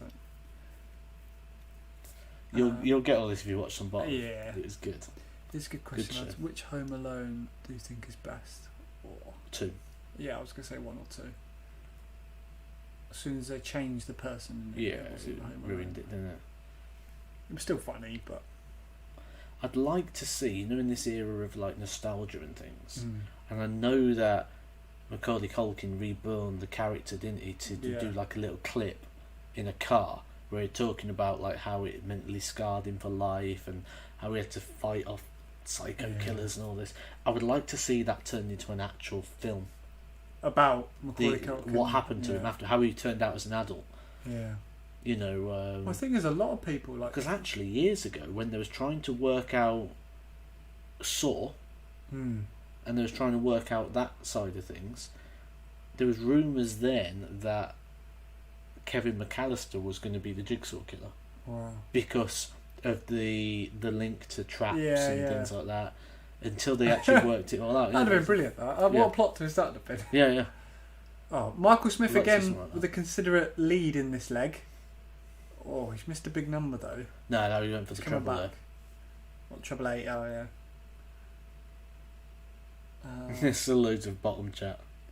It was annoying they count. Yeah, I agree with you on Money Moose. Matthew Charters has put, what do you think the chances of MVG winning this title are? He's got it tough because he's got Nathan Aspinall tonight and then he's got the winner of this. And at the moment, Peter Wright is looking... Well, actually... He's Was just that 3 or 4 legs in a row? there 3 for on the Michael bounce, Smith? yeah. Yeah, good, Yeah. good stuff there. I think Peter's starting to now be behind in legs. He's been at least 100, 200 points behind, while Peter Wright's been on the finish. Still a big gap here, though. Yeah. 6 legs just to give it level. Stayed And it's on only stage. first to 16. Hmm. I personally think we're going to see Peter Wright Van Gerwen in this semi-final. I think the other semi-final will be Krzysztof Ratajski versus Dimitri. Ooh, interesting. Crystal's playing very well. And then I think maybe Dimitri versus Van Gerwen final. That would be great. I would love to see that. However, I don't know. I think Peter Wright's a big. He's playing well. Yeah, he's 20 legs in here and he's averaging Yeah. 100.75. Yeah, I'd love to see Wright versus MVG. That means he's in the 15 dart. Well, it's about 15 darts. Well, actually, it's probably about 14.8 darts or something like that, isn't it? So, it's very hard. but yeah, it's about 15. 15 darts there per leg. Chipping out at 40%. His chip, what did you say, it was 56% for the tournament so yeah, far? something ridiculous. So that's going to make his tournament probably around the 50%. So 1 in 2 darts after 2 matches and 20 legs is some going. For me, when he's on form, he's the best combination checkout there is, other than Phil Taylor and maybe Van Gogh, but I think he's better at hitting the big scores. Andrew Filmer has asked, am I going to be in the next Super Series, when that's going to be? That's going to be in just a week and a half's time, so not long. The beginning of August. It'll be on a Monday and a Tuesday and possibly the Wednesday as well. And I've got a chance to be in the Grand Slam. I will be entering the qualifiers this year to see if I can get in the Grand Slam. I think I'm due a Grand Slam after losing in the final now twice. I possibly should have got into the Grand Slam last year. Didn't cross that line. But definitely I'll be giving it a bash, see if we can get in the Grand Slam this year. That'll be nice. Nice little broom seat.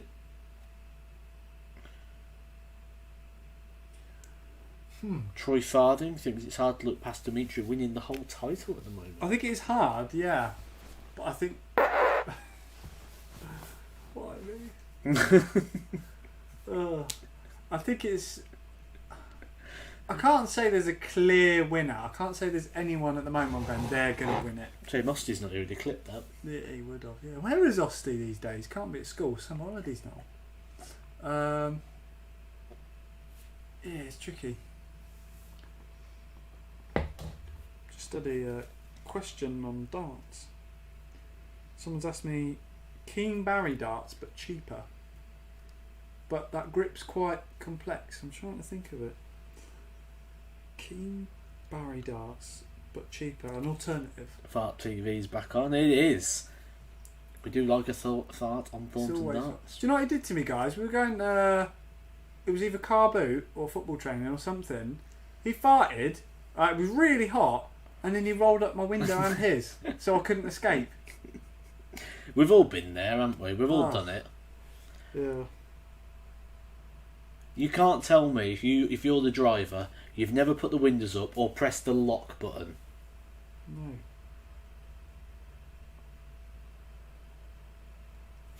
Well, the gas man.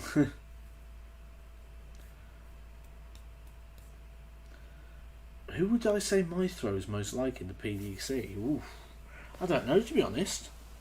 I don't really watch my own throw that much. What was that? Who would you say my throw is very similar to? Oh, good question.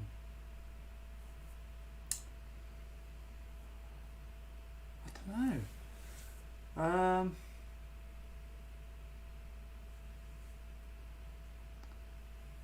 It's, I wouldn't say very similar, but Richie Edhouse is a little bit, maybe. I don't know. Because I wouldn't say you're necessarily a rhythmic or methodical. I think you just throw. What footy team do you play for? So we're playing our first, we're just a Sunday League team that we've signed for, because I just want to get a bit fitter, play a little bit, do something other than just darts all the time. Because darts is great, I love it, but I'm not one of them people that can just have one thing in my life. I need to have multiple things. So I think just a bit of football will do me good. So we've gone and we've signed on. We're playing our first game on Sunday. We play for Tove Valley, which is a football team near Towcester in Northamptonshire. Yep. We'll be playing Sunday, our first game. Zach will be on the bench. I will not. I will not be on the bench. Where I'm going to play, I don't know. I've had 2 training sessions with this team. I played 1 training session up front and bagged about 4 goals. And then I played last week. Well, probably centre back, really, weren't I? Last week. Yeah. So I don't know where I'm going to play officially. I think because it's the first friendly game, and it's basically a newish side they're putting together. So it's just getting to know how everyone plays, and like it's going to be a bit of a. They've not set the team for Sunday. It's going to be turn up, put them where they think we're suitable and where we want to play, and see how they go, really. And I've trained in 2 completely opposite positions. Yeah. I trained as first week I went up front on the games, and then this week I went centre back. So I'd love to, Kurt. That'd be awesome. I've never played. I've always played football, but I've never played Sunday league. So I was just itching to get involved before I get too old. So Yeah. And Muggins here is nearly 35 years old. I should be going and playing veterans leagues now, but I'll go show the young'uns how it's done. I mean, I did a naughty little touch, didn't I? You did. Naughty. I've heard about this about 90 times, guys. So it was on the one touch as well, wasn't it? So the cross was coming in, and I've used my left foot, and I've got enough spin on the ball that it's spinning, goes over the striker's head, and then I'll just carry it away on the other side. It was absolutely naughty. Just proper stabbed it over his head, and yeah, that was it was good. It was very naughty. He wants to set up a friendly next year. Yeah, maybe we'll. I mean, I might not even be there next year. I might not be able to see out the season. I'm 35 nearly. Some friendly. I'm overweight. Do you know what? I'd love to do a darts charity game thing. Yeah. Get random players in. I bet there's some good little footy players. Joe Cullen's very good. Yeah, I could see that actually. Yeah. Oh, Oh. that's a weird way to go, isn't it? Big moment here. This 87 goes, he's Game one leg over. off the match, and he's got the throw. Yeah.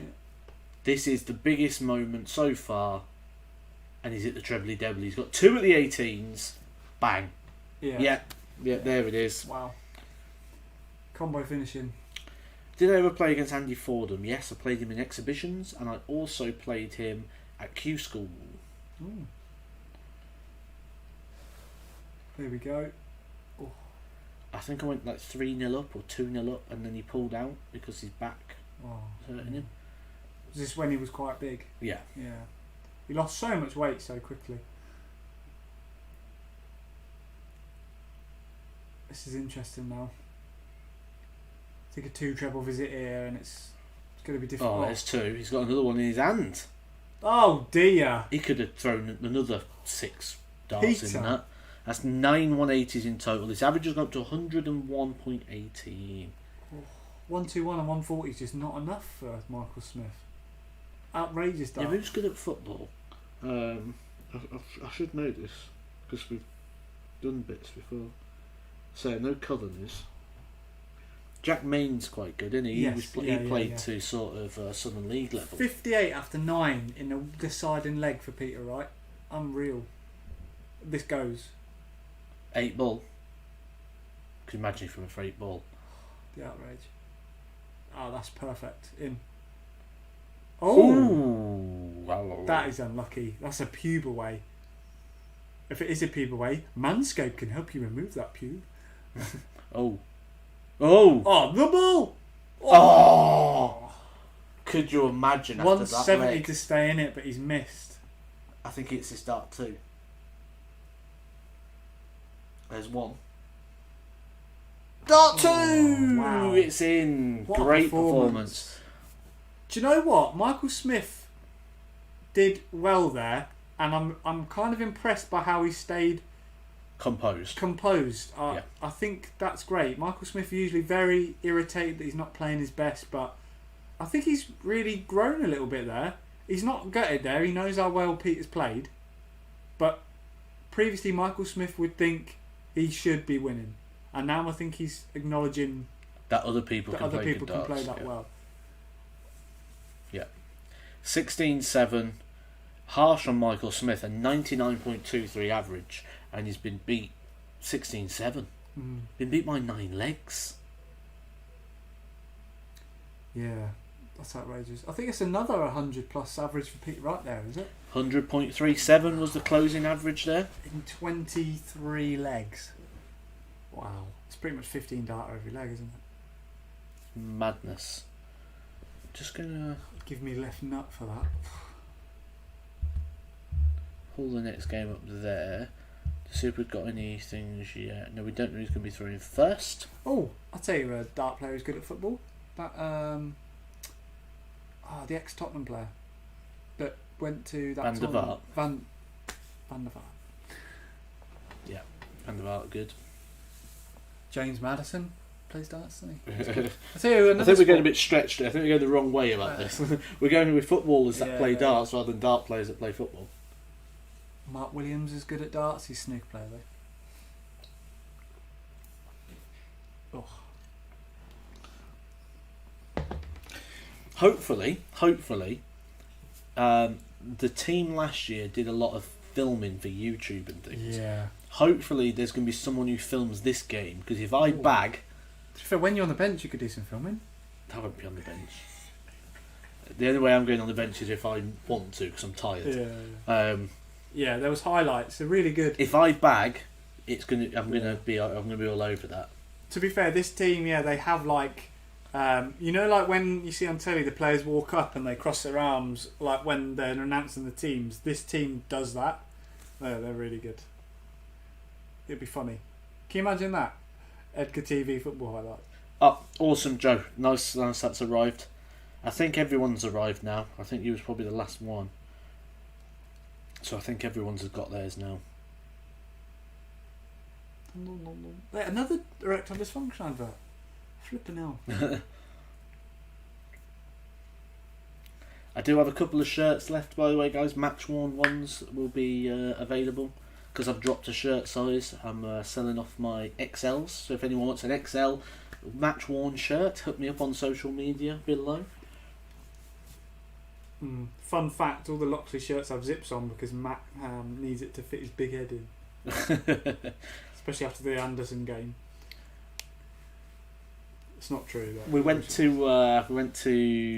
Blackpool, and Zach's like, "Oh, I'm really good on the roller derby. All right, let's go have a go then, shall we?" I was good. After I won 18 times. You did not win 18 times. Yes, I did. I had 5 wins and 13 wins. No, you had 18 tickets. 18 wins. And you won that one. Some of them were double ticket games. Yeah, so I won 2 games in one. Many times. Did I have 18 winning tickets? You probably won 3, 6, maybe 10 times overall. No. Which is still good. I only won 3 doubles. Well, that's 6 then, so 12. No, because I won 1. So I only got 1 extra. So 15. No, you more won. 15 wins and 3 bonuses. You won at least 3 double ticket games. Exactly. Yeah, so that would be 6 tickets. No, because you're taking 2. You're counting 2. What? That's not... You take off the 1 bonus, it's only 3. So it's 15. Oh, you're talking rubbish. Guys, someone help me out here and explain to him how to count. No. If I get 18 tickets and I win 3 doubles, that means I've won 15 games. Because 3 of them will be doubles, which means the 3 bonus ones come off to make me 15 wins. Someone help me out. What? Because you don't get it.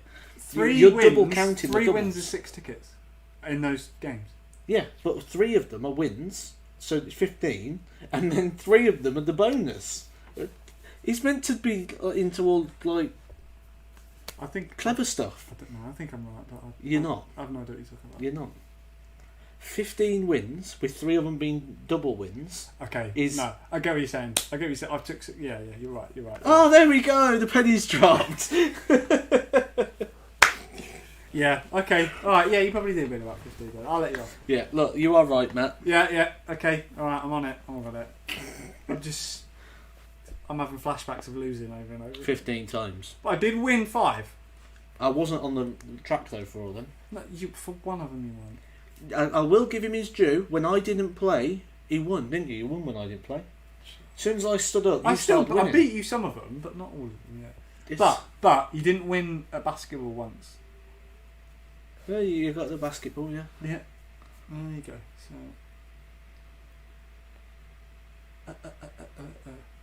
The prize demi match last night had some similar vibes to 2014 final, defending Matchplay champion. Yeah. Well, type won a dart lesson. Anyone agree? Yeah. He's hardly Rain Man. No, you're right. What's Rain Man? Have you not seen Rain Man? No. It's basically about a guy that's autistic, and then they realise that he's got a great skill for numbers and counting and memorising. Right. So they use him to gamble and be good at poker and casinos. Yeah. So it's just saying you're not really very clever. Yeah. Yeah. I just didn't want Matt to have that many wins. But I did. But yeah, he did. It happened. You can't change history. It did happen. But I'm technically beating Matt at football, so... He's not beating me at football. You've scored 1 goal. I scored That's got more than one. And even that was rubbish. Hey, my team beat your team. You just ran into an open goal. My team beat... No, I You didn't. didn't I headed it in. You didn't When win have you them. won on a You Tuesday? didn't score more goals. Have you won on a Tuesday yet? No, you haven't. My team's awful on the Tuesday. The teams are random every week. Oh, when we... Although I've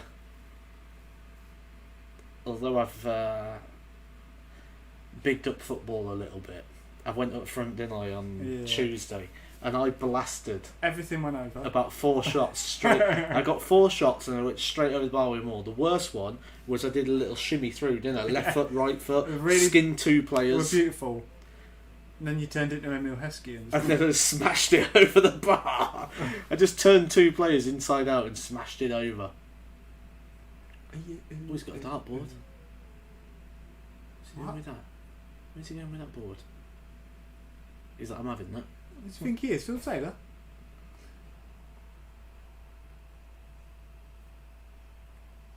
Oh, is he giving it to someone? Looks like it, yeah.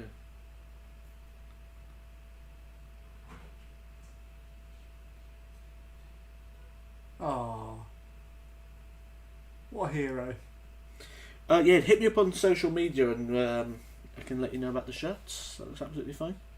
What music are we in? I'm into a bit of everything, aren't I? I like a bit of everything. There's nothing specific that I'll listen to. His playlist is very vast. Yeah. I mean, I'll give you a random... It'll be like Shania Twain and Right. Backstreet Boys and... You tell me when to stop and I'm going to go to my playlist. We'll just go shuffle. It's the whole point of shuffle. Okay. Wait, are you going to get in trouble here for playing music? No, because I've got the volume off. So, we've got My Way by Limp Bizkit. Mm-hmm. Peanut Butter Jelly. Peanut Galantis. butter jelly. Oh no, Galantis. Yeah, I love that song. Spread it like peanut butter jelly. I don't even know that song. I ain't got that's not on my playlist. Lollipop. Oh yeah, Lollipop's a banger. Lil What are you Wayne. gonna do? Kid Rock, Bowwitter. Children by Robert Miles. These are quite Good tune. yeah. There's not really. Ecuador Sash. How many is that? We Be Burning, Sean Paul. I Don't Want to Know by Mario Winans. Michelle Branch, Everywhere.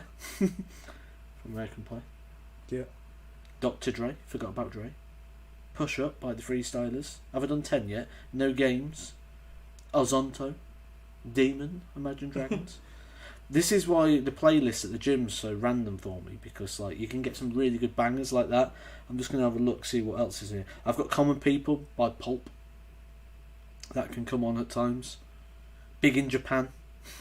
Uptown Top Ranking. It's just like...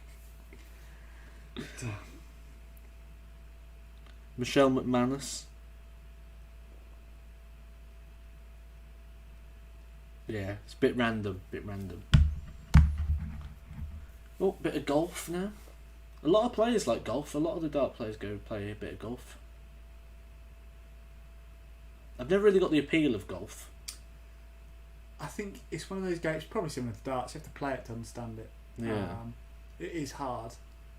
But yeah, I think you have to play it to appreciate how good the top players are. Oh, what a game that was. A lot of players into golf. So, guys, what do you think? The predictions there. Robert Morey has just got to give a good idea.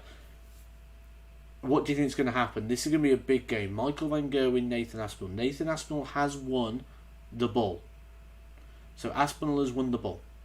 Who wins the game? Do we go Michael Van Gerwen or Nathan Aspinall? Where would you go for again? I'm going Van Gerwen. Comfortable. Not as comfortable as the last game, Do you know what? but I'm going Van Gerwen.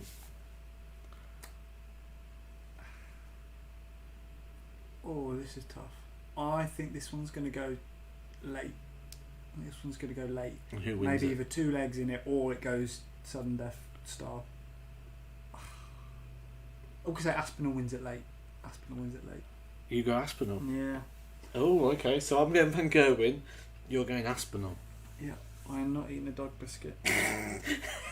I knew it was. You were thinking it in your head. Oh, let's put a bet on it. Well, I've got to think of one now. No, we're not doing it. Okay. Well, we've disagreed on who wins. Oh, a couple of Aspinalls, MVG, 16-7. We need to disagree on it. There's got to be a thing. No, there hasn't. Aspinall 16-13. We've already did the press-ups into the dog bowl of water. Yeah. If you wanted a forfeit, you should have said it at the start.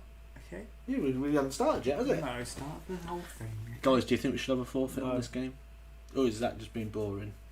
It's really being boring. You just farted on me about 3 times. The forfeit is sitting next to you. Even if I do win. Lee Evans made a joke about golf, and they're like, why do you wear one glove? He goes, oh, it's for grip. Well, why don't you wear 2 grips? 2 gloves. More grip. To be fair, I do get it because I went to a driving range and I didn't have gloves, and one of your hands does get really blistered really easily. One more than the other. Like your top hand doesn't really blister, but your bottom hand does. Oh, Paul. Oh. Paul, that is pretty gross, mate. Are you okay, bud? There used to be a tag team that used to Yeah. in wrestling called the Nasty Boys. I don't want to know. I Used to thought it be was called a pit disgusting that a finishing move was to put a sock in your mouth. So Mr. Soccer, yeah. well, and Santino Morella had a sock as well. I don't know what the. No, that was a snake. That was a cobra. Yeah, but it was still a sock on him, wasn't it? I'm pretty sure he still did a sock, didn't he? No, it wasn't a sock. It was like a sleeve. That is weird though. Might as well have been a sock. Do you want to share the story of Don't Go Breaking John Parts, just so people know what we're on about when we do it? Yeah. So when me and Matt were there was obviously loads of groups of people, and there was this one guy, and I think he was on his own. He'd obviously maybe just thought he'd book it coming to the darts, or maybe got a ticket outside the venue, someone selling one. But he spent the whole evening really, really dedicated to holding this sign up. He obviously thought his sign was hilarious. And to be fair, it was. We were giggling at it for ages. But, I don't know. He was just always had... I don't remember seeing him drink that much either. He just always had this sign up. Like, every time he could, he was like, oh, guys, he's waving it about. And it said, don't go breaking John Park on the back. And, he was really, really trying. I don't think he was even there to watch darts. I think he was there to get his sign on the telly. Yeah. And we just kept saying, don't go breaking John Park after that. And, the guy was a legend. And he was getting really into the whole atmosphere. I don't know if he even knew about darts. He was into the event. He was just loving life. Brilliant he was. He, and he put it down to only do the Ya Torre, Colo Torre. He was proper into that. Oh, I put my sign down. And he just stood there, didn't he, holding it the whole time. Yeah, he was. He was a unique chap. And then when we came out, I swear we saw him on a poster, like a local, singer sort of thing. Matt, you gained some weight. Whoa, he's lost it. He's lost it. Yeah, it's probably how I'm sat. How rude. It's either how I'm sat or on my t-shirt sat on me or something. Yeah. I've lost it, but I've gained some muscle. Lifting 105 kilo Whee! for a rep. Who's John Cena? I've never seen him. Sorry. Oh, hey. Walk-ons are starting now. Hello. Hello, Doo. Hello, puppy. Hello. It's interesting that they don't even say hello to their families. Up. You coming up? You staying down there? You know, they're not even allowed to go over and give them a... Because that was his children there.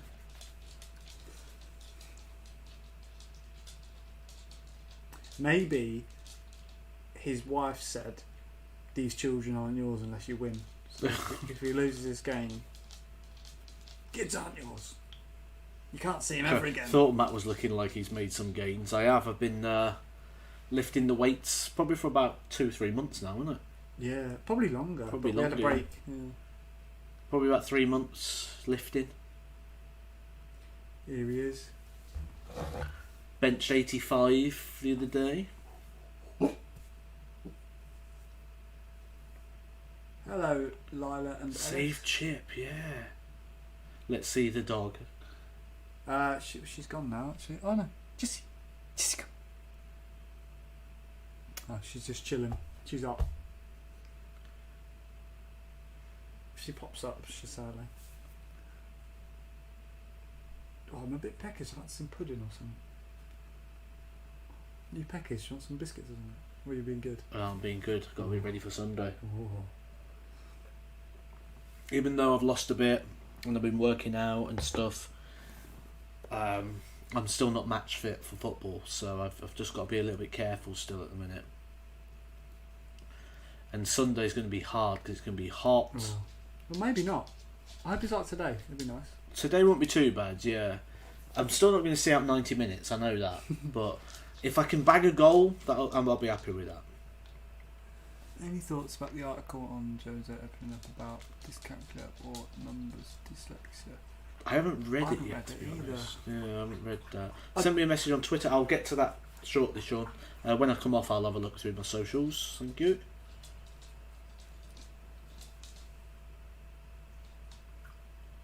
Oh, that's Matt. Thought it was. Arnold chatting up with Mr. Dart's designer. Arnold, we thought you were Arnold. That's easy to get confused. Oh, definitely, yeah. Arnold, I'll be back. I'll be back. Michael Van Gerven. I wonder if Wonder Woman's there tonight. Oh, I'm going to punch in the head. Oh, dear. Yeah. If he calls her Wonder Woman, There was an outfit of a girl dressed up as Mrs. Incredible or Elastigirl, but Mrs. Incredible, and Matt kept calling her Wonder Woman, and it stressed me out. Hello. only a real nerd would be really bothered by It's that. not even nerdy. It's a Pixar film. Oh, 180 out the gate for Aspinall. Let's just put the Woo! stats on so we can keep track of that, so we can update people. Oh, Van Gogh. Oh, wow. Two Oh! 180s. Oh my days. Where's the stats? There's no need for erectile dysfunction adverts now because I've got the stonk on. This is a game.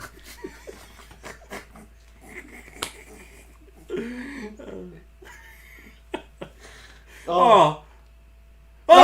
Stop it! Oh! It's like the last one, isn't it? Oh dear. Comes out with fireworks. I nearly ejaculated then.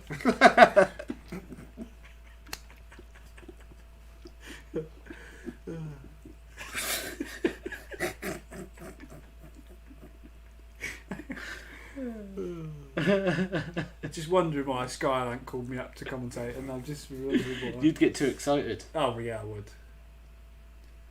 Oh dear. 1, 2. God, this is outrageous. 11. The ball. Oh dear. It's just two players playing with confidence at the minute, isn't it? Yeah. Yeah, I love Jack Grealish, yeah. Yeah. That's not Ooh. going in. He's coming. No, it'll go in. It'll go in. Yeah. The ball. Oh, he's at 12 there. Bit wayward, but this is gonna be a good game. 9, 8. He just hit the 9 though. 8. Gotta go. Yeah, good. Yep, I'll do some more wrestling related stuff 100%. Oh, this is gonna be a belter. 140 there from Van Gogh. Matt, leave now, it's going to get messy. It's going to get a bit Lionel. Oh, I love darts, guys. Oh, this is great. Back to back 140s as well. Well, that 5 isn't good. Van Gogh's thrown 3 140s already. Yeah, he's just hit 43 though. Aspinall here look good to break the throw if he can find a 2 treble visit here. Oh, he's going to go for 3. Oh, he'd go for 2. 127. He's punished it well there though. Good pace of this game as well, isn't it? Yeah. Just like rap, tap, tap, tap, tap. Good pace. Oh. Both players really confident. I know Mrs. 18 Machine Rich will. That would know that she looks a dangerous player at the moment. Mrs. 180 machine. Rachel from Love Dart Street. Do I know who that is? I've no idea.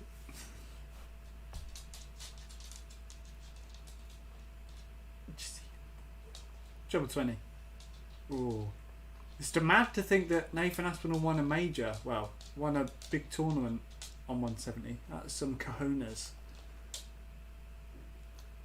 Oh, treble 17. Ooh. Left it fairly handy. You're coming up. You're coming up. You stand there. Oh. Up. Oh. It's in the wee wee. Ooh. I'll dog out for a wee wee. I'll be back. There she goes on her toes for a wee wee, I do suppose. I could be wrong, I must admit. She might be going for Van Gerwen with a big roar there. That's when you know he's feeling the game, when you get a big roar like that from Van Gerwen.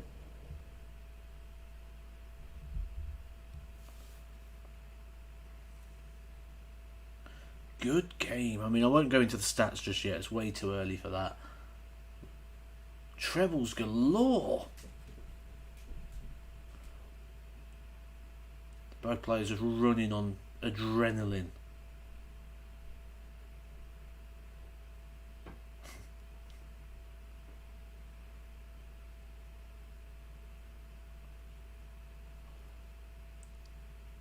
Was that 6 140s in 3 legs between them? Mad. Especially when they've hit a 180 at piece as well.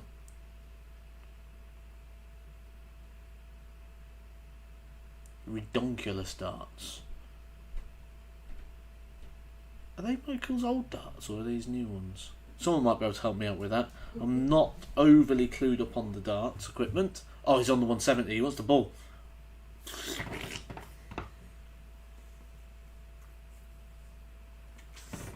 Could be a break. That's going to come back and he's going to... This is quite an exciting game.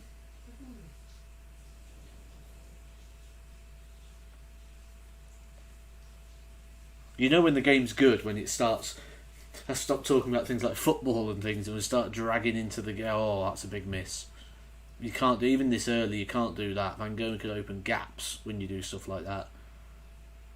Yeah, good start there. This way you can open gaps now.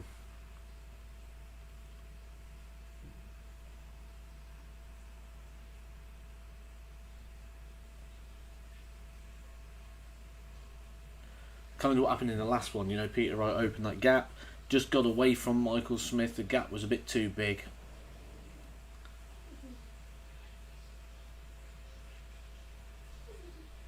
Oh, what's that? 6, 3, 9 140s. And that doesn't include things like the 134, the 137.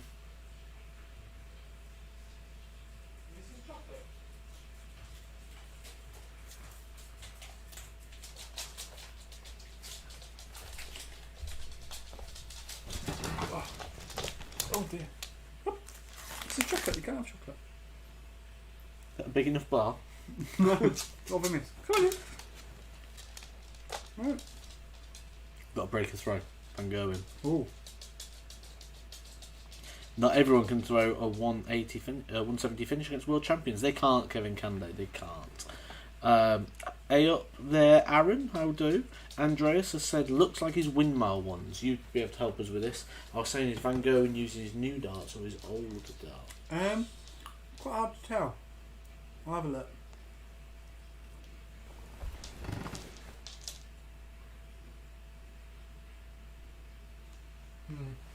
Not the best angle.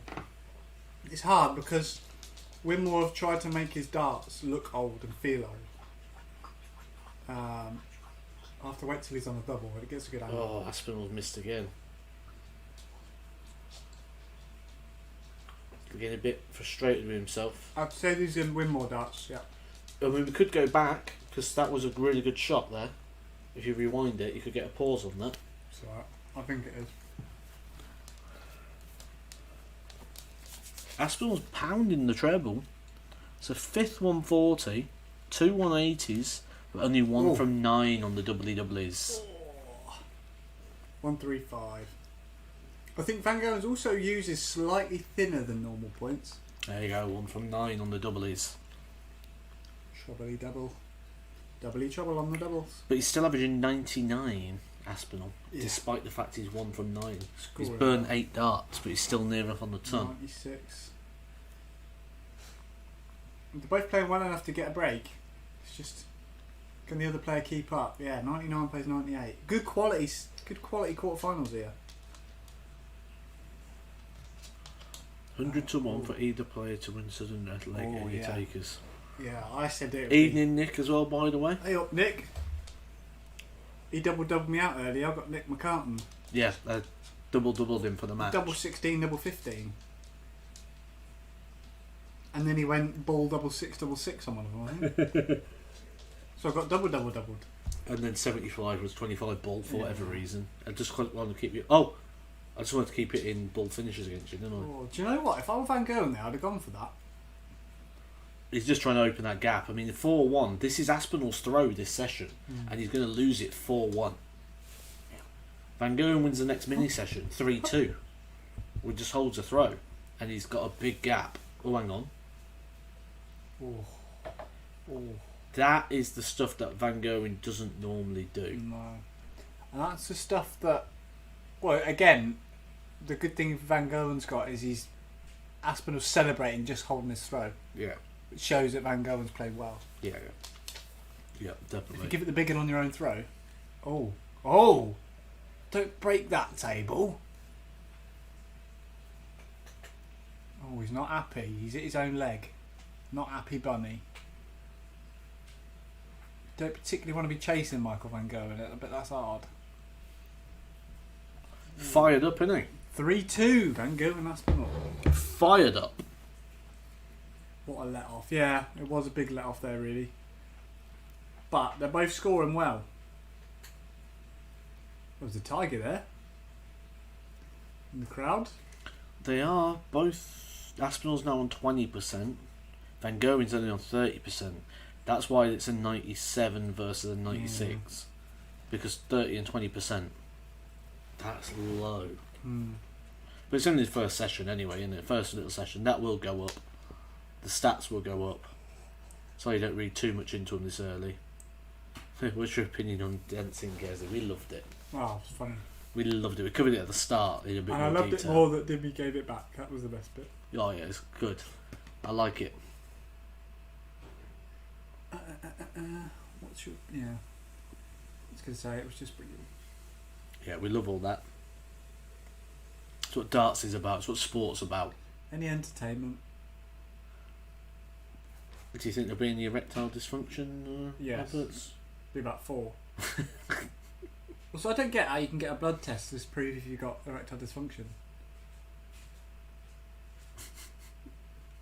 Some clever stuff these days. Phoebe's probably thinking, what are they watching? Yeah. They just walk past the room and talk about erectile dysfunction. Well, she came home once, you're in your pants, so... Yeah. Oh no, she saw a video that you're in your pants. Pictures and videos, yeah. Mad times. Yeah, fun times. What was the reason for that again? Your naked launch. Yes. And I think you did your shirt review in your pants as well. The new Edgar shirt. I think you turned around, you're in your pants. Yeah. Sounds about right. Classic. Do you know what? You're not the only dart player that's been in their pants in my darts room. Oh. I'd probably be a bit more concerned if anyone else had for any other reasons. Well, I'm sure not everyone does videos like we do. Someone else was trying on some trousers, so... Trousers. Just how you seen it. Oh yeah, good fun. I might need to go borrow your charger in a minute. Yeah? Oh, good for you. I've got an extension lead. And the charger, right? Yeah, because I'm You low? low and I'm also getting moaned at by Jodie. Because apparently I forgot to tell her that I was doing a watch along tonight up here. And she's got home chat. Do you know Where are what? you? Where are you? I bet you didn't, because when we were going to the match play, I was talking about the match play while she was here, and you were like, "Oh yeah, we're going to the match play, darling. Monday, we're staying." Yeah. Wow. Almost 100 likes. If you haven't done so yet, guys, please do hit the like button. Let's get that over 100. Anyone who's in here who hasn't yet subscribed, hit the subscribe. We're getting close to the next sort of step up. I think we're nearly at the 25,000 mark. Yep. So we're nearly at 25,000 subscribers. So if you have done so already, hit the subscribe button. If you have hit the subscribe button, share the channel. Share the channel out there. Let's try and get to that 25,000 mark.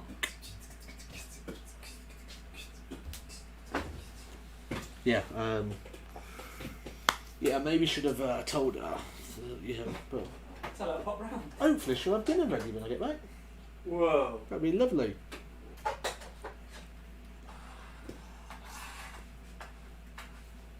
Jodie, if you're watching, don't do it. Glad we bought 3 of these. You never know when you need them. Oh, we're back. Oh, treble 1, treble 20. Treble 20, 1, 2, 3 for Aspinall on his first throw. Van Gogh only at 59 on his first throw, so will he be behind? Are you coming up or not? Want to come up? Come up. Up. Or not? Am I still on there? Keep looking at me. Oh, we got 100 likes. Nice, thank you guys. Yep, boy. Question for you both and chat. Who do you think will be in the England World Cup here? Well, that's too early to tell. It'll be probably very similar to what we've got now. Is it going to be... Is Chizzy? Oh, you mean football? Yeah, it'll be similar to that football. Yeah, I don't think Rob Cross is top 2 anymore. Is it Chizzy and Michael Smith? Possibly. Oh, I'd love to see Chizzy in the World Cup. I don't know. I think it's Chizzy and Smith. I just hope Lawrence Alagan comes back. Oh, I think Dmitry Gorbanov's playing, isn't he, for... I hope so. Gibraltar is Sean Legret and Justin Hewitt. There, is it that won that time? 110. Gone. Better finish. Help his stats out a little bit on the finishing side. Aspinall's looking a bit flustered, and I've also noticed his zip's very low. So I'm wondering if he's feeling the heat a little bit up there at the minute. He's got his shirt really open. The only person who should be feeling the heat is Damon Hetter's wife. Ooh. Or Dennis Ovens. That's a big strip of chocolate, isn't it? It is that. Is that come out the fridge or is it soft? Bit soft. It goes a bit almost Galaxy does, yeah. chewy or stuff. No, it's soft. Wade and Chizzy right now. Is it? Oh, right, okay, cool. Oh, I'd love to see Wade in the World Cup. I think he was in the original one, wasn't he? To be absolutely emotionless, waiting for his country.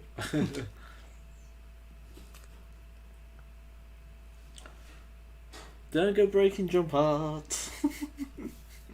No, for God's sake. Are you still happy with your Aspinall prediction here?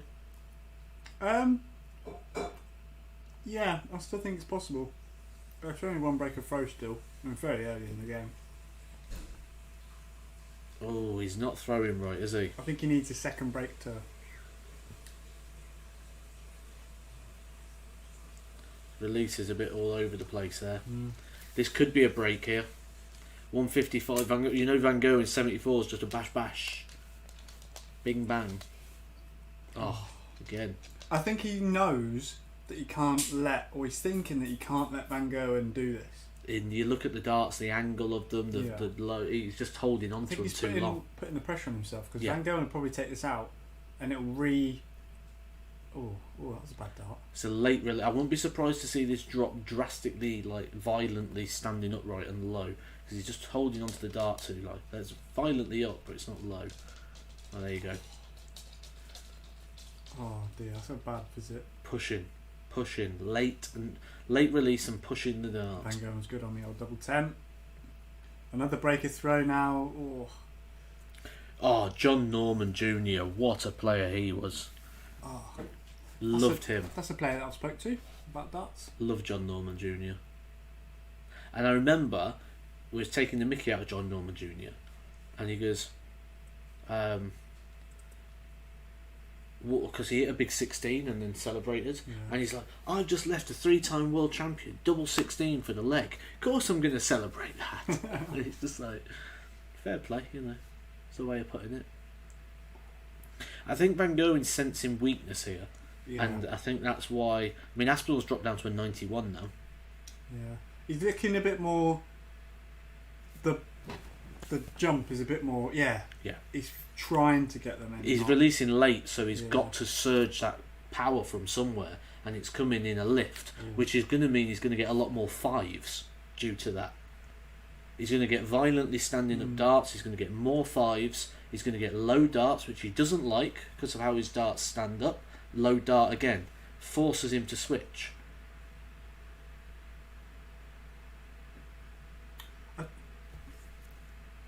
I guess they're talking about that now. Yeah. Oh, his action's letting him down.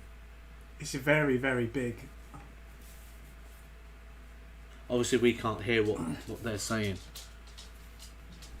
Who's your guide money on for this? I mean, I thought Aspinall would do it, but it's looking. Oh, that's unlucky. That's again how the dart's landing, though, isn't it? It's not landing in straight. If it was landing in straight, you'd have got a better surface. Number 16! Oh. See, I don't think Van Gogh's in full swing either. Van Gogh's not under any pressure. He doesn't feel like he needs to take these shots. Aspinall's just all off the boil. He's probably not threatened. Low again. We're going to get low darts, we're going to get 5s. Oh, the ball. This will make him feel a bit better. It's that left. We're going left and we're going down. That's the direction he's going to be going. Down and left. Oh, that's got to be. Can't miss that. Can't miss it. Yes! Oh, he put it in between those. How did he do that? How was that even possible? I think Aspinall is probably even fearing missing the big number. Yeah, he needs this. Really, I bet it's a treble. Nearly. Oh, this isn't nice. Yes. Big moment. Break a throw back now. Van Gogh might be happy with that. The stats are dropping. 93 versus 90 now. It's going down. Ball. Yeah. There you go. Like, no. You're so lazy. You ask me to throw the ball and then you don't chase it. There it goes. I'll do it in my own time. I've got it now.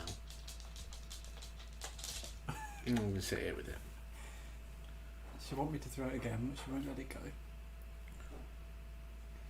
I think we're going to see a little bit of a drop here, because I think Van Gogh's trying to take over and run the game. Yeah, Aspinall's battling himself. His throw looked a bit better there. Not as much jerk. I think maybe that leg, the break has maybe relaxed him a little bit, but oh, good visit here.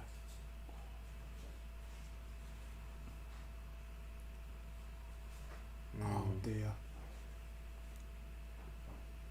Just let it go.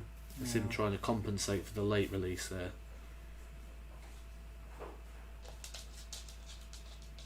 Another one. Oh, good. Left the old 130, 140 even.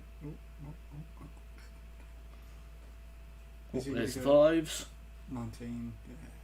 He left the baby fish. You just feel that Van Gogh could just turn it up here and just run this game off. Oh, is it a 5? Is it a game of opportunities? Just who takes them, isn't it? Oh, the bull again. I reckon he'll celebrate if this one goes in. Oh, yes. Bloody hell. Give it some there, didn't he? Yeah. I thought he'd give it some there. Try and get himself fired up into this. Because that's where it was playing best, wasn't it? In that first set, when they was both roaring, they was both going for some. God, it must be up. I think he looks like with his collar up like that. That's a good first start. Oh. Yeah, good He's pass. actually got more speed in the arm. See, I think Van Gogh's throws changed a little bit. Oh, they will. Throws will evolve over Yeah. time, yeah. Very slightly, but slight I just evolution. don't think he looks as smooth as he used to. Aspinall's just got to keep his energy up. Don't let a 58 just drop that down. Van Gogh never used to miss doubles like this. Yeah, debatable. I just think Not to this level though. Like he's on Yeah. 27%, 5 out of 18. 18 darts at a double Van Gogh, and you'd expect him to be on 10 of those. But he's still averaging 96 despite the poor stats on the doubles. Oh, this would be good. I See- think Van Gogh in re-raw. I think he roars with this win, Yeah. with his leg. It's for the break as well. Oh. Because you were relaxed there, Nathan. That's That's his why you third look 180. Van Gogh only hit one, has he? Oh, was at the beginning. Here you go. Watch this. He's going to roar.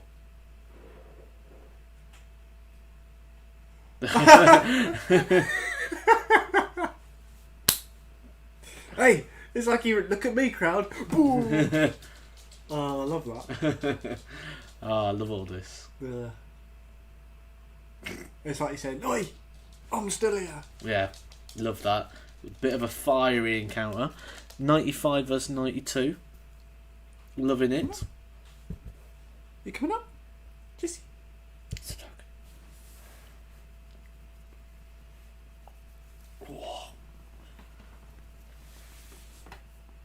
Where are you going? You still going Aspinall?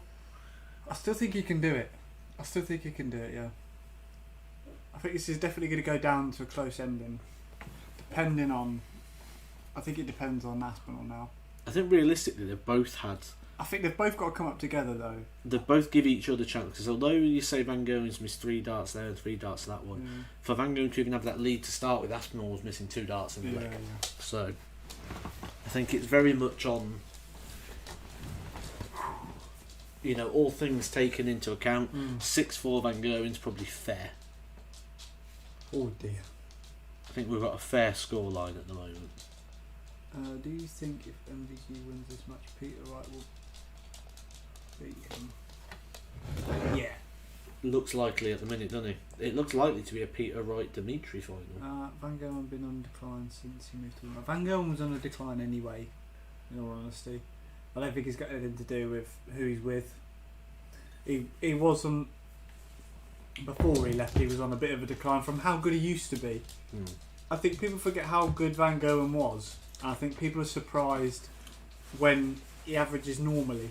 You can't keep up what he was doing either, can you? That was... I mean, Van Gogh's B game is half of the top 64's A game. You know, a lot of people are sitting at, 93, 94. That's Van Gogh's B game.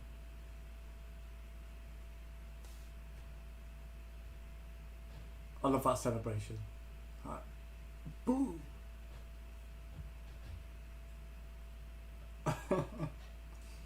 Absolutely brilliant. Yeah, see that Van Gogh's averaging 95, and it doesn't look like he's playing that well. It's because probably we're so used to seeing him just be unbeatable. 167's going, Aspinall averaging 92.5. Aspinall, I think, just needs to calm down a little bit. He's trying to win, which is understandable. Everyone wants to win, but I think he's trying to force the win. Just needs to relax a little bit, throw his darts, so he can win. Van Gogh doesn't look 100%. Just still playing well. Can Aspinall win today? You thought he could win today beforehand. Yeah. I think the more I've seen of him, the more I'm not as keen. These are the last 3 practice darts.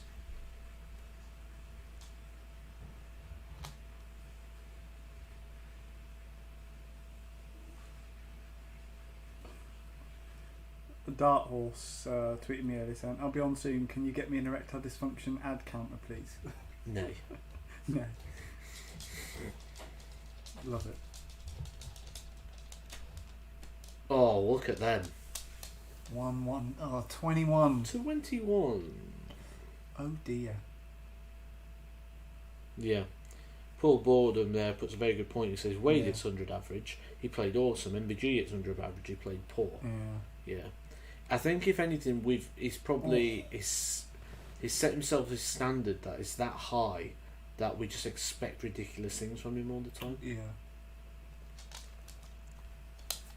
Hello. Coming up. That's a good dart. Coming up.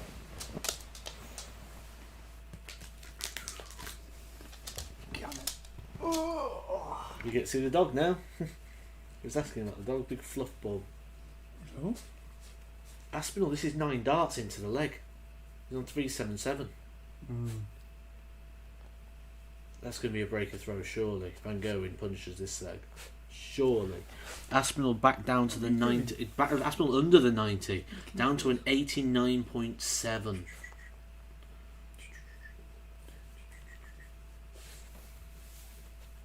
Shaking his head. He's not enjoying himself up there. What are you doing? Sit down. 180 there for Van Gogh. It's his second of the game. 3-2 down on the Maxes. Another one. Oh. Good groupings, wrong side. That was a big leg, that. Another breaker throw. I still think it's doable. See Van Gogh and just have a little glimpse at him there, see what he's up to. I think if Van Gogh gets another break, I think it maybe is over, but he can still do it. After the break, Aspinall is taking a while to get going, Yeah, exactly. Yeah, he's got to try and stay alive as long as he can. He's just got to be wary of a gap because Van Gogh wins this leg, it's 8-4. He breaks again, it's 9-4. Even a bad Van Gogh, it can get away from him. Even a B game Van Gogh, you can't afford to miss a treble, really. Not to this level, no. I mean, you say Van Gogh, he's still averaging 95.61, which is still pretty high. It's bad.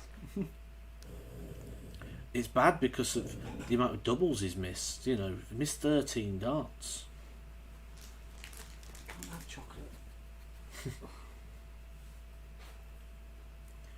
Just change that 13 darts to maybe 8 missed darts, and that's up to nearest 100. Yeah. Oh, don't. No, surely not. His darts are all different angles of entry there. Yeah. He's not comfortable right now. Oh, 180 here, all over. Oh. I think with Aspinall as well, it could be anything, and he knows that as well. Like this could be a 60, it could be 20, it could be 180. Oh, that's good thrown darts. What are you doing, Dom? Oh, Dart Horse has just switched the scores around, so the screen's still. Yes, Dart Horse. Thank you, Nay. So I was watching on that little tiny screen there. Oh. Well done, Dart Horse. There we go. Oh, that's well off. Oh, Aspinall to break back here. This could be a big turning point in the game, but he's got to do it convincingly. I think if he's good dart. Oh, got to go. Oh.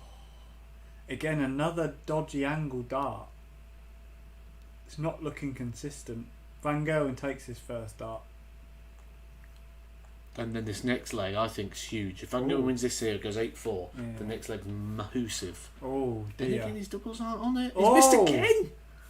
Blimey. But that won't make Aspinall feel any better because he'll be feeling like, well, this is an opportunity here to beat Van Gogh in, and if I just felt better today and all this, that's awkward. He's got to come right round that. Got an eye for detail. Lovely. There. Lovely. Come on then, Asp. He wins this. He's only one in it now. Still anyone's game, potentially. 7 out of 26 darts for Van Gogh. That is a 26.9. Asp's got to be careful here. The more adrenaline, the more this jerk. Treble 5. The more this jerk's going to get worse. I think adrenaline's going to help him because the adrenaline's going to give him a little bit more fight or flight, which will give him a little bit more natural push, Maybe. natural speed, natural adrenaline, just He's apologising again. I think his flight maybe came off or something. He's apologising for the second time. He's worried. Focus on you. Oh, I don't know why I'm giving advice to pro players, but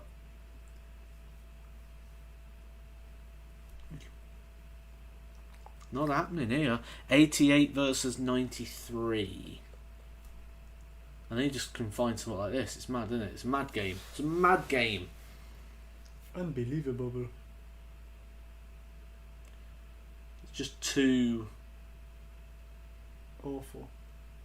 Yeah, averaging 92 is awful.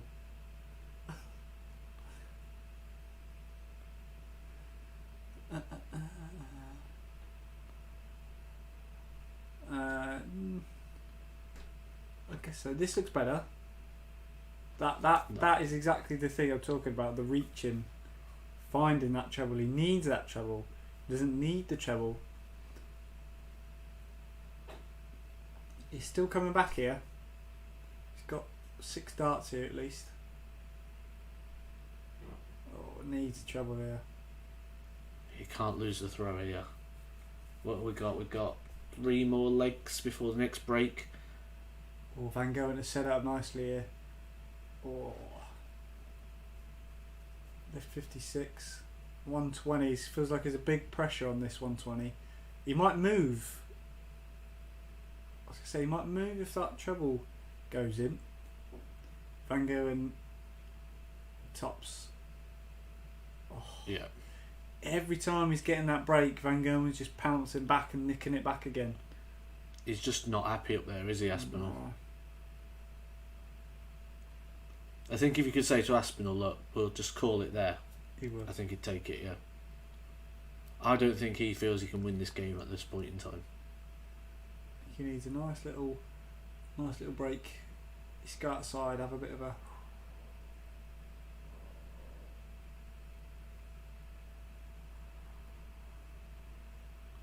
$87. 140 there, good start.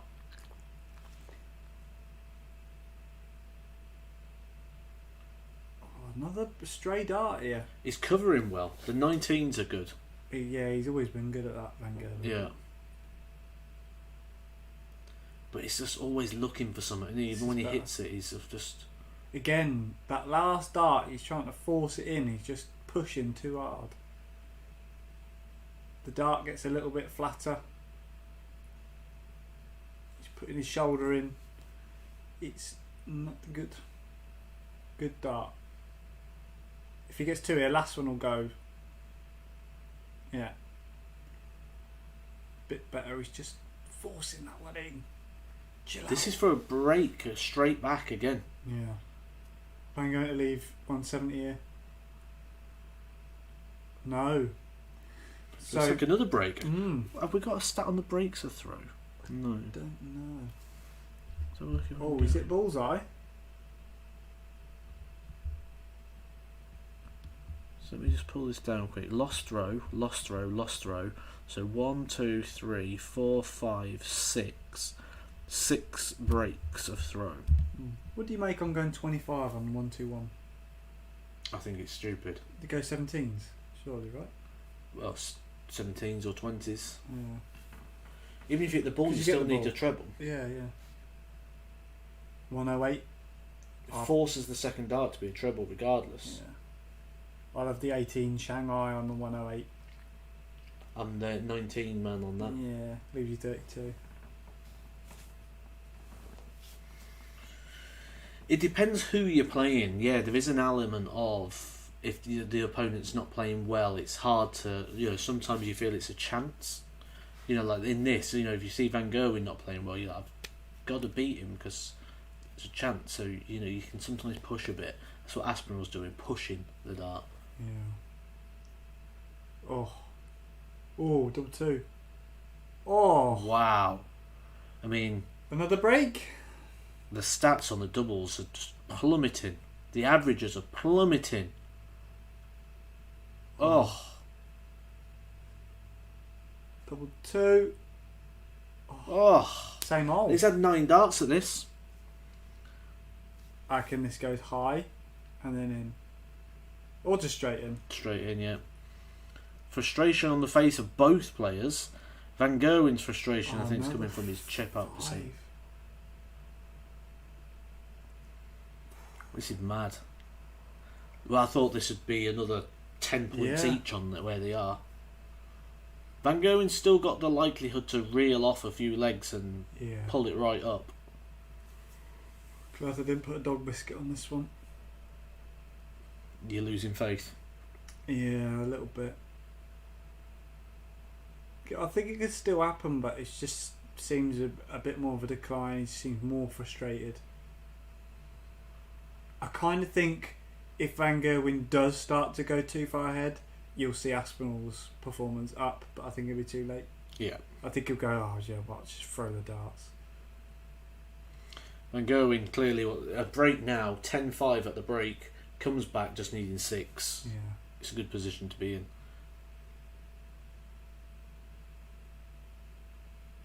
Oh, good dart. Oh, lovely. Good leg, this. Good leg. That's what you need. Good power leg. Just try and get that last break in before. Oh. Well, started making feel a little bit better. But it's down to a mid-80 average now. Yeah. Oh, bullseye tops. Double 10. Oh. The doubles are just a frustrating part for Michael. 32 darts. He's hit 9.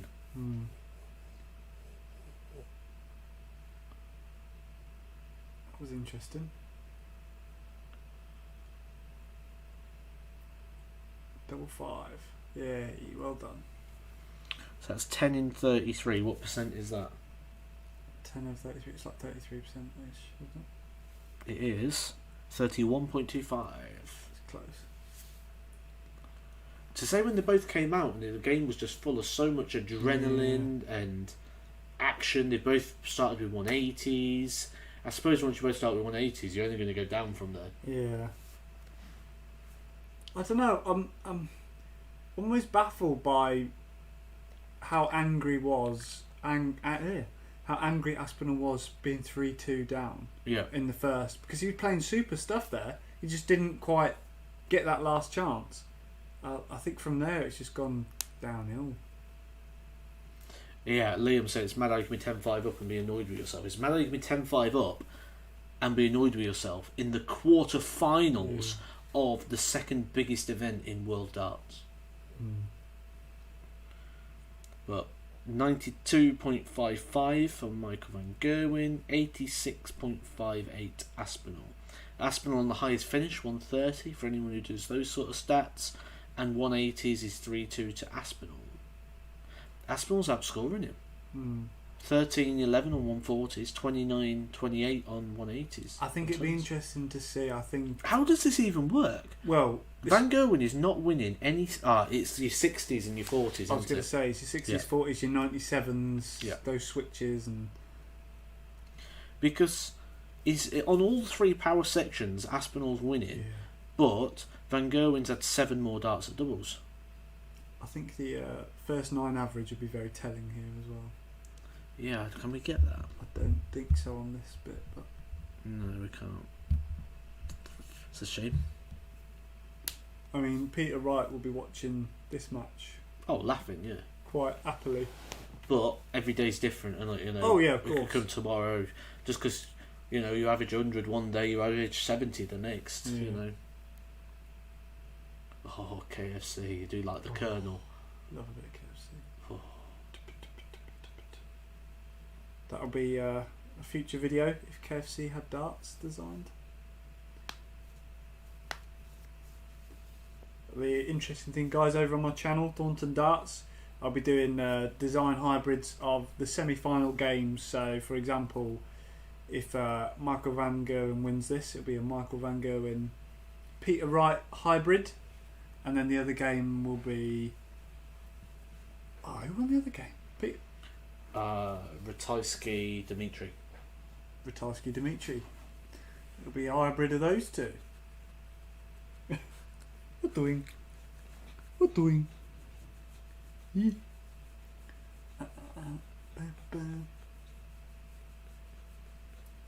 Oh, on the break now.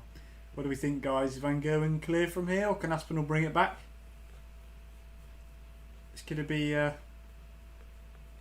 think it could still go close, but I think it's got an important reset for Aspinall now, in that break just to have gone and calm and breathe. I think this is the last break. I don't think there's another break for a bit now. Hmm. So he needs to have done something. They both look very hot. You know, don't do the same things. Do the same things, get the same outcome. Yes. Sometimes you need to change things, even if things have worked in the past. The amount of times when I was coaching football, especially, and we had a long thrower, and there was, use long thrower, and it's like, it hasn't worked this game for the last 70 minutes, we need to change it, do something different. Oh, but long throw always works, yeah, but it didn't work against this team on this day. So we need to change it, mix it up, and this is what this is. You need to find something. Yeah. 30 and 19%, doubles will come. I think here we'll see maybe Van Gerwen take out a big 3-figure out, and he'll start to kick on. I think he'll hit like a 140 or a 167 or something like that. A big 154 or something like that. I think he'll. Yeah, Van Gerwen does use the cover shot on the 57s more. I've noticed that tonight quite a lot. So Jose tends to do that as well when he's struggling a little bit on the top area of the board. He'll just throw straight for the 19s. 262. Wonder if we'll go for the 18s or we'll just plough in the 2 trebles and an 18 to finish. Yeah. He likes to leave a 170, Michael. I think he was statistically the player that leaves it the most. Again, a little bit as well. I think Aspinall looks a bit Dartighty at times. It's when he's just setting up. This time last year, he was really looking like he was going down that road. Yeah. Still, loads and loads of potential. Just think he has to be careful. There's Aspinall. Big treble 1, treble 20. Yeah, good visit there. A lot better. You can't let Van Gerwen break his throw again. No. Especially if he hits this tops. Oh, yeah. Boom. Yeah. Big leg now. Yeah, I would always say, you always sit here and think, I could do better. I'd always think that. But in the moment, you just never know. It's like, when you sit at home and you go, right, I'm going to go lose some weight, I'm going to go run 5 miles. And then when you've run a mile of it, you're like, well, a mile's better than nothing. Mm. And you don't think, well, I've got to go do the 5. And it's the same thing with this. When you're tired, your brain thinks differently. And it's like with this, when you're stressed, when you're fatigued, your brain, you'll think differently. Ooh. So a bit of a Richie Burnett movement there. It's very easy to sit here and I'll say, yeah, I'll do that, but I probably wouldn't.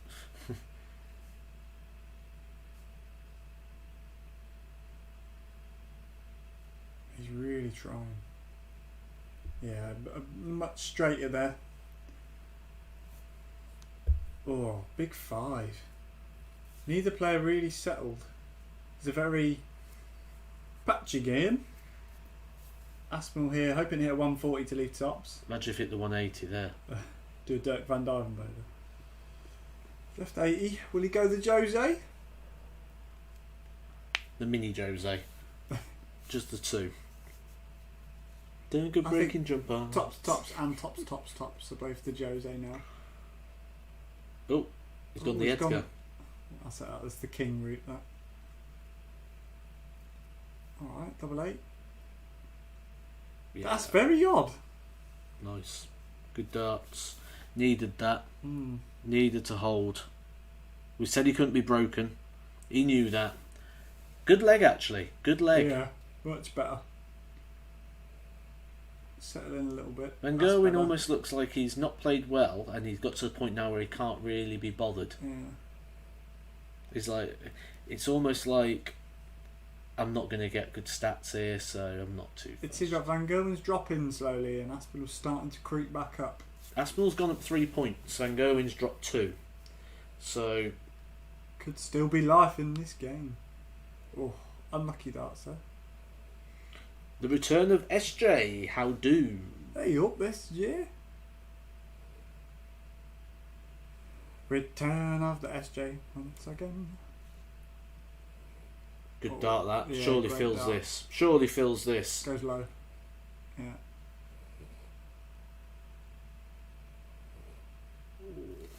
Then going on. Oh, See, if one player, when you tend to play stage games, like if one player plays well, the other one sort of comes with it because it Yeah. keeps the noise up, so it keeps everything. You know, treble 18, yeah. it's when those quiet calls like that with like 38, like the quiet calls coming in, Yeah. sort of just brings it down a bit. When it's like, you Well, tend to find you just 40. follow it all. Need to get the calculator going. This could be big. 54. The This ball! could be huge.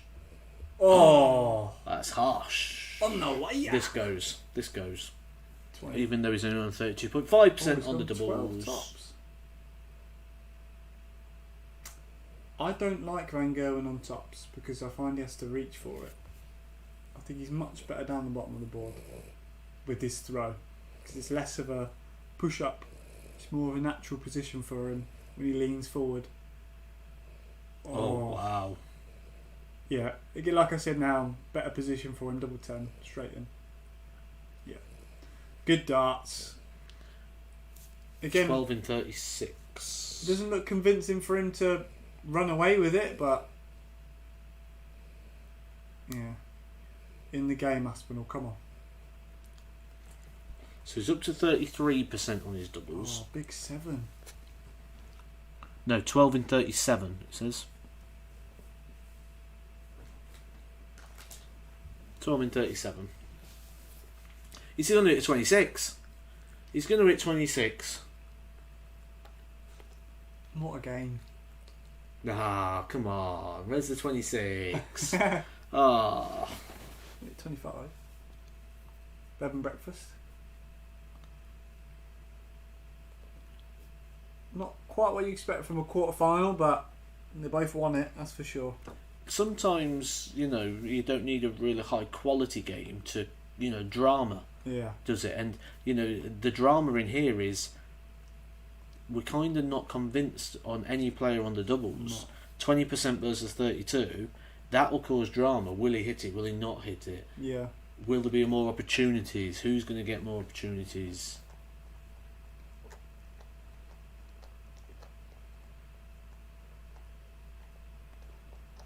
Neither player's body language is really picking the situation up either, is it? You know, Gary versus an MVG would have been better game, I reckon. I think Van Gogh would have been more up for a Gary Yeah. Anderson encounter. That's a classic, that. It's like what Manchester United and Arsenal used to be, that. Yeah, like It's a proper game. oh, Jodie's in the room. Hey up, Jody. Can't believe he didn't even tell you. Oh, I just forget things. I hope he don't sometimes. get a tickly back when he gets home. Tickle his own back. I won't be getting a tickly back. I haven't had a tickly back for ages. Oh, 180. 3 all on the 180s, 3 all on the ones. 180. That's a, oh. And a good Aspinall just clatters into them and it goes in. Yeah, good darts.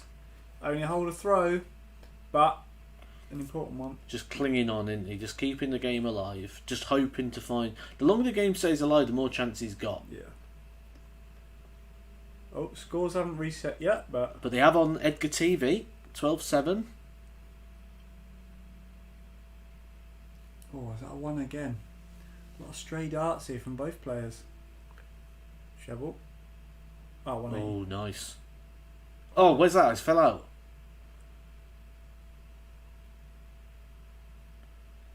Sweaty. That's my week. No tickly back. Never tells me anything. Ah, unbelievable. Unbelievable. Yeah. Yeah, I don't know. I don't know why I didn't. We arranged this like 2 days ago. I know. I think we arranged it before that. About 2 days ago. Ah, it was way before that. Well, you had asked Phoebe much yesterday. time. Yeah, but before that we were discussing about doing it. Yeah, but you said you need to ask You Phoebe had first. a lot of time to tell. And then she was going to have the children round, so... Oh, what big Tony Haley's in 48. Although, you think if Aspinall could put in a big one here, he'd get a good chance. 180 will be big. It's a bit of a iffy dart though. So Mitcher has asked, where would you rather play? Best atmosphere, Winter Gardens or Ali Pally? I think the best atmosphere for rowdiness and all that, I think, would probably be the Alexandra Palace. But I would rather play at the Winter Gardens because I've got quite a personal attachment to that venue because I've been going to it since 1997 with family and what have you. So yeah, I'd rather play at the Winter Gardens. For me, I feel like the Winter Gardens was less echoey. It was more like personal. It was close. Yeah, it was really good.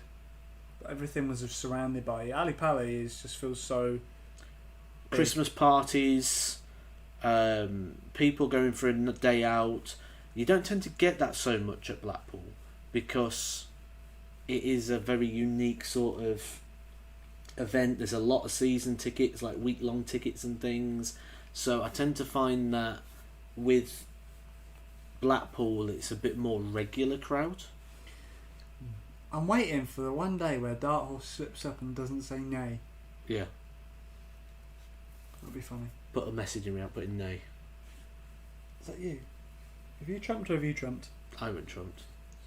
Oh, I'll tell you what, have you played a game called Overcooked? No.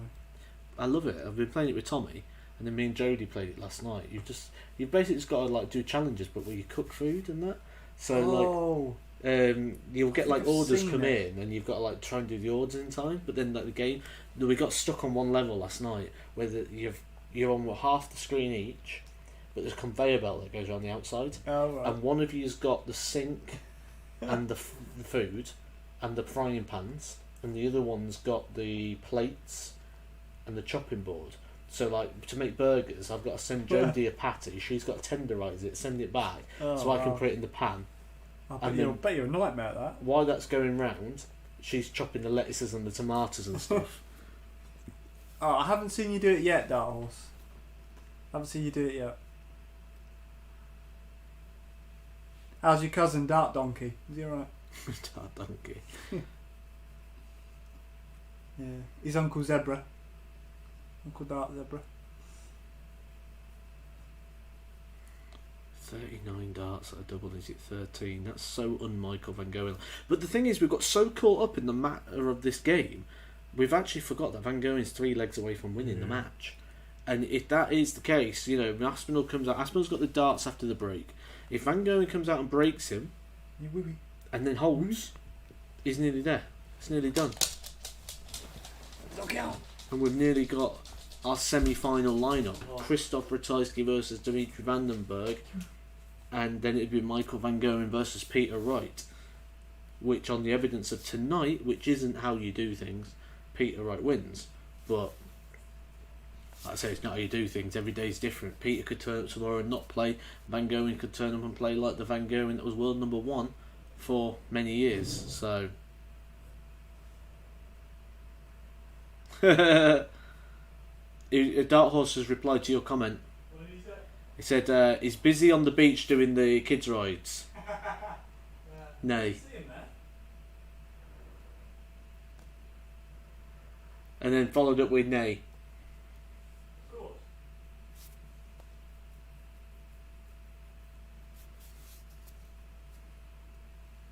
Big leg. I don't see Aspinall turn it around, but he can't lose his throw now. Loses his throw now, he's in big trouble. I mean, he's in trouble anyway, isn't he? He's in trouble. Maybe in bigger trouble. Imagine if it was 16-7, 16-7. That'd be strange.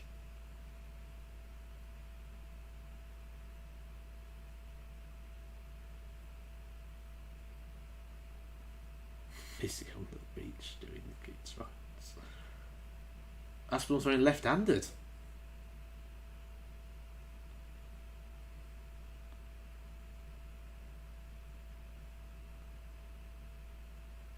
I'm going to throw left-handed in the break. Wow. That's different, isn't it? No English players in the semi-finals. That's probably been a while since that happened.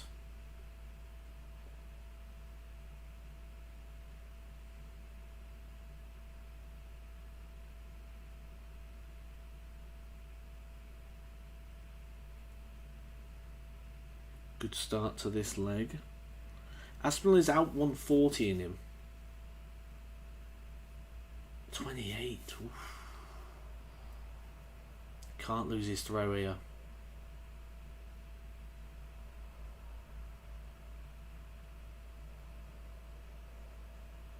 Tell you what, there's a nice bit of a breeze coming through tonight. That's nice. Keeping the cooling things down. Oh, look at those darts.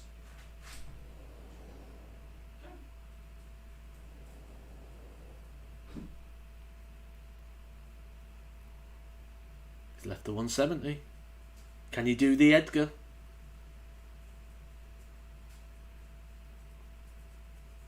Aspinall's in trouble here. Could lose his throw.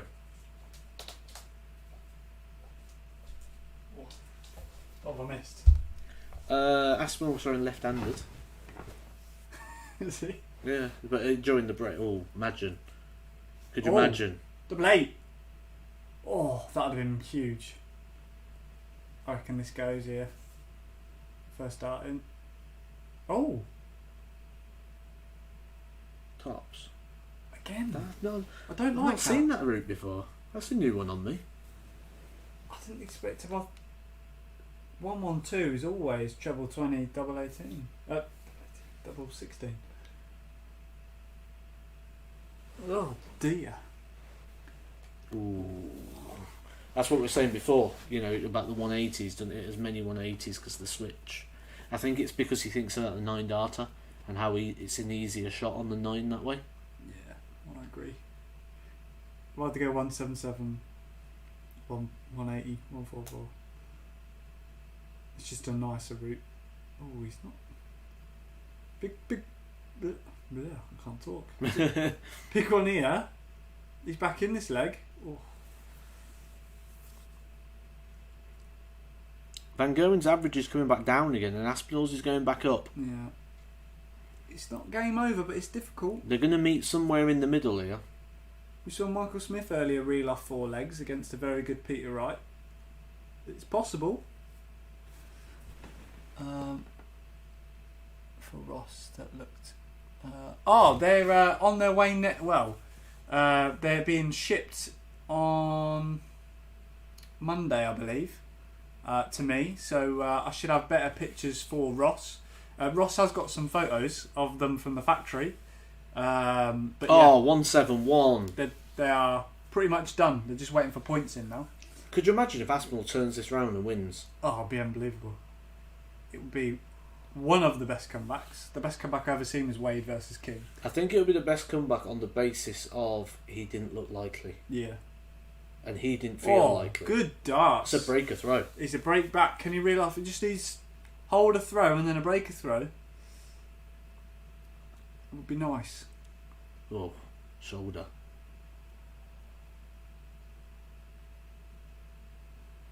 Should get him down here for some coaching.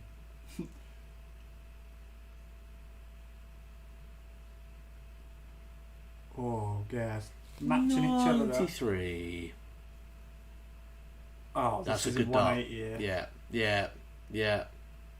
Yeah. Oh, good darts. Come on, Aspinall.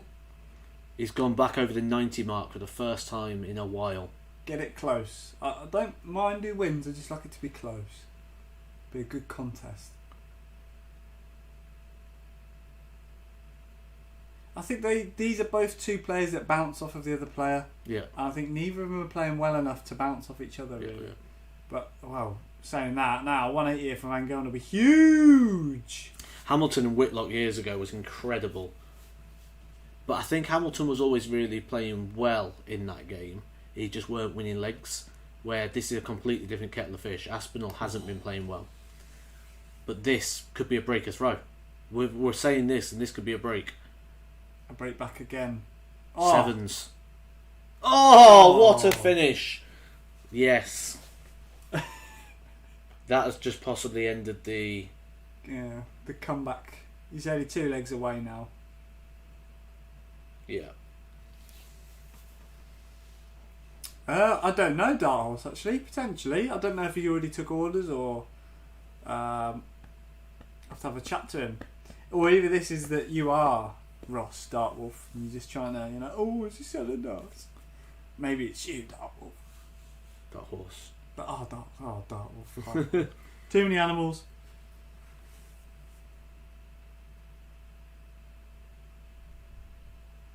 Oh. See, again, he's opened up himself to another break. That could be the one. It could be. That could be a lot. It's a good first start. 140 is. Oh, that's unlucky. Ton. Oh, dear. Oh, dear. 140 at least here. Yeah. Van Gogh bangs 2 trebles. There's 2. 3. Oh. Mystic Edgar. Could be the one, Yeah. Oh. This goes to 15, 9. Yeah. Aspinall looks like a beaten man. It looks like he came out, he had a little bit of a fight about him. He's like, right, one last win, one last swing. But... What's that, 3? When you're gassed, you just come out swinging and go, right, just hope something lands. 1, 2, 3 here would be nice. Oh, good darts. Yeah.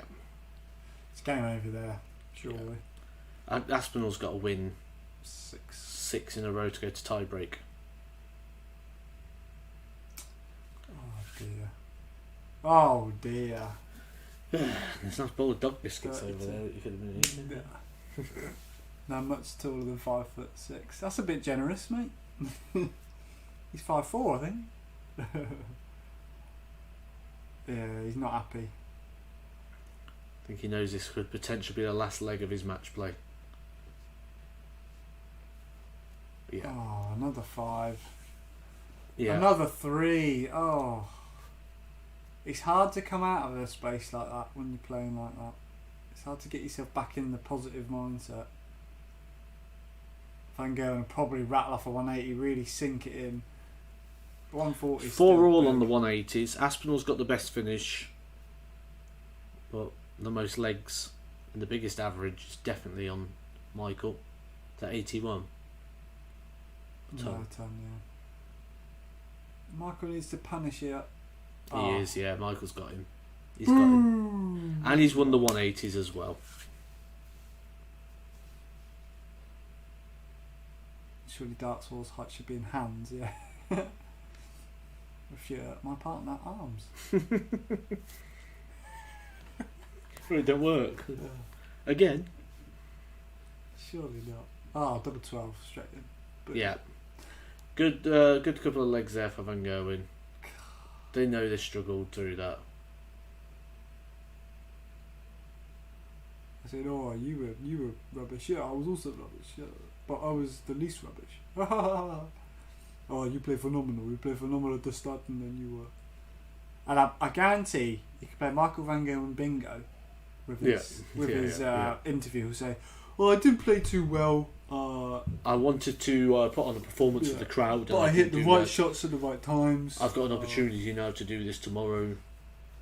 Peter tomorrow night. How do you prepare for Peter? Just gonna.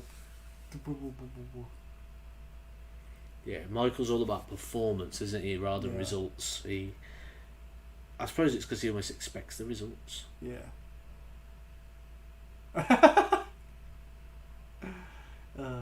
He's a good sport. Yeah. He likes a giggle. I mean, it's still a mid-90s average. Yeah. It's not like it's shocking, is it? It's not much bad. Again, we're all going, Van Gogh played rubbish, but... Because we expect so much more from him, don't we? It's mad. Expectations maybe a bit too high. Wowzers. So that's the thing. Ratajski, Dimitri, and Peter Wright, Van Gogh. Price Van Gogh. Who wins? Wright, Van Gogh, and Price is out. Who wins? Who are you going for? Peter Wright, demi-final. And who wins that? Peter Wright. There you go. You've heard it from Dalton Darts. Peter Wright is the World Matchplay Champion 2021. Everyone, thanks for the stream. Nay. Good night, Dark Horse. Nay. Yeah, I hope you've enjoyed it, guys. It's nice just to come on and chat some darts and stuff, isn't it? So, yeah, I'll hopefully see you all soon. I'll let you go listen to the Michael Van Gogh and see how many things me and Zach got right when it comes to the interview of Michael Van Gogh. And so catch you again, guys, for some more Edgar TV.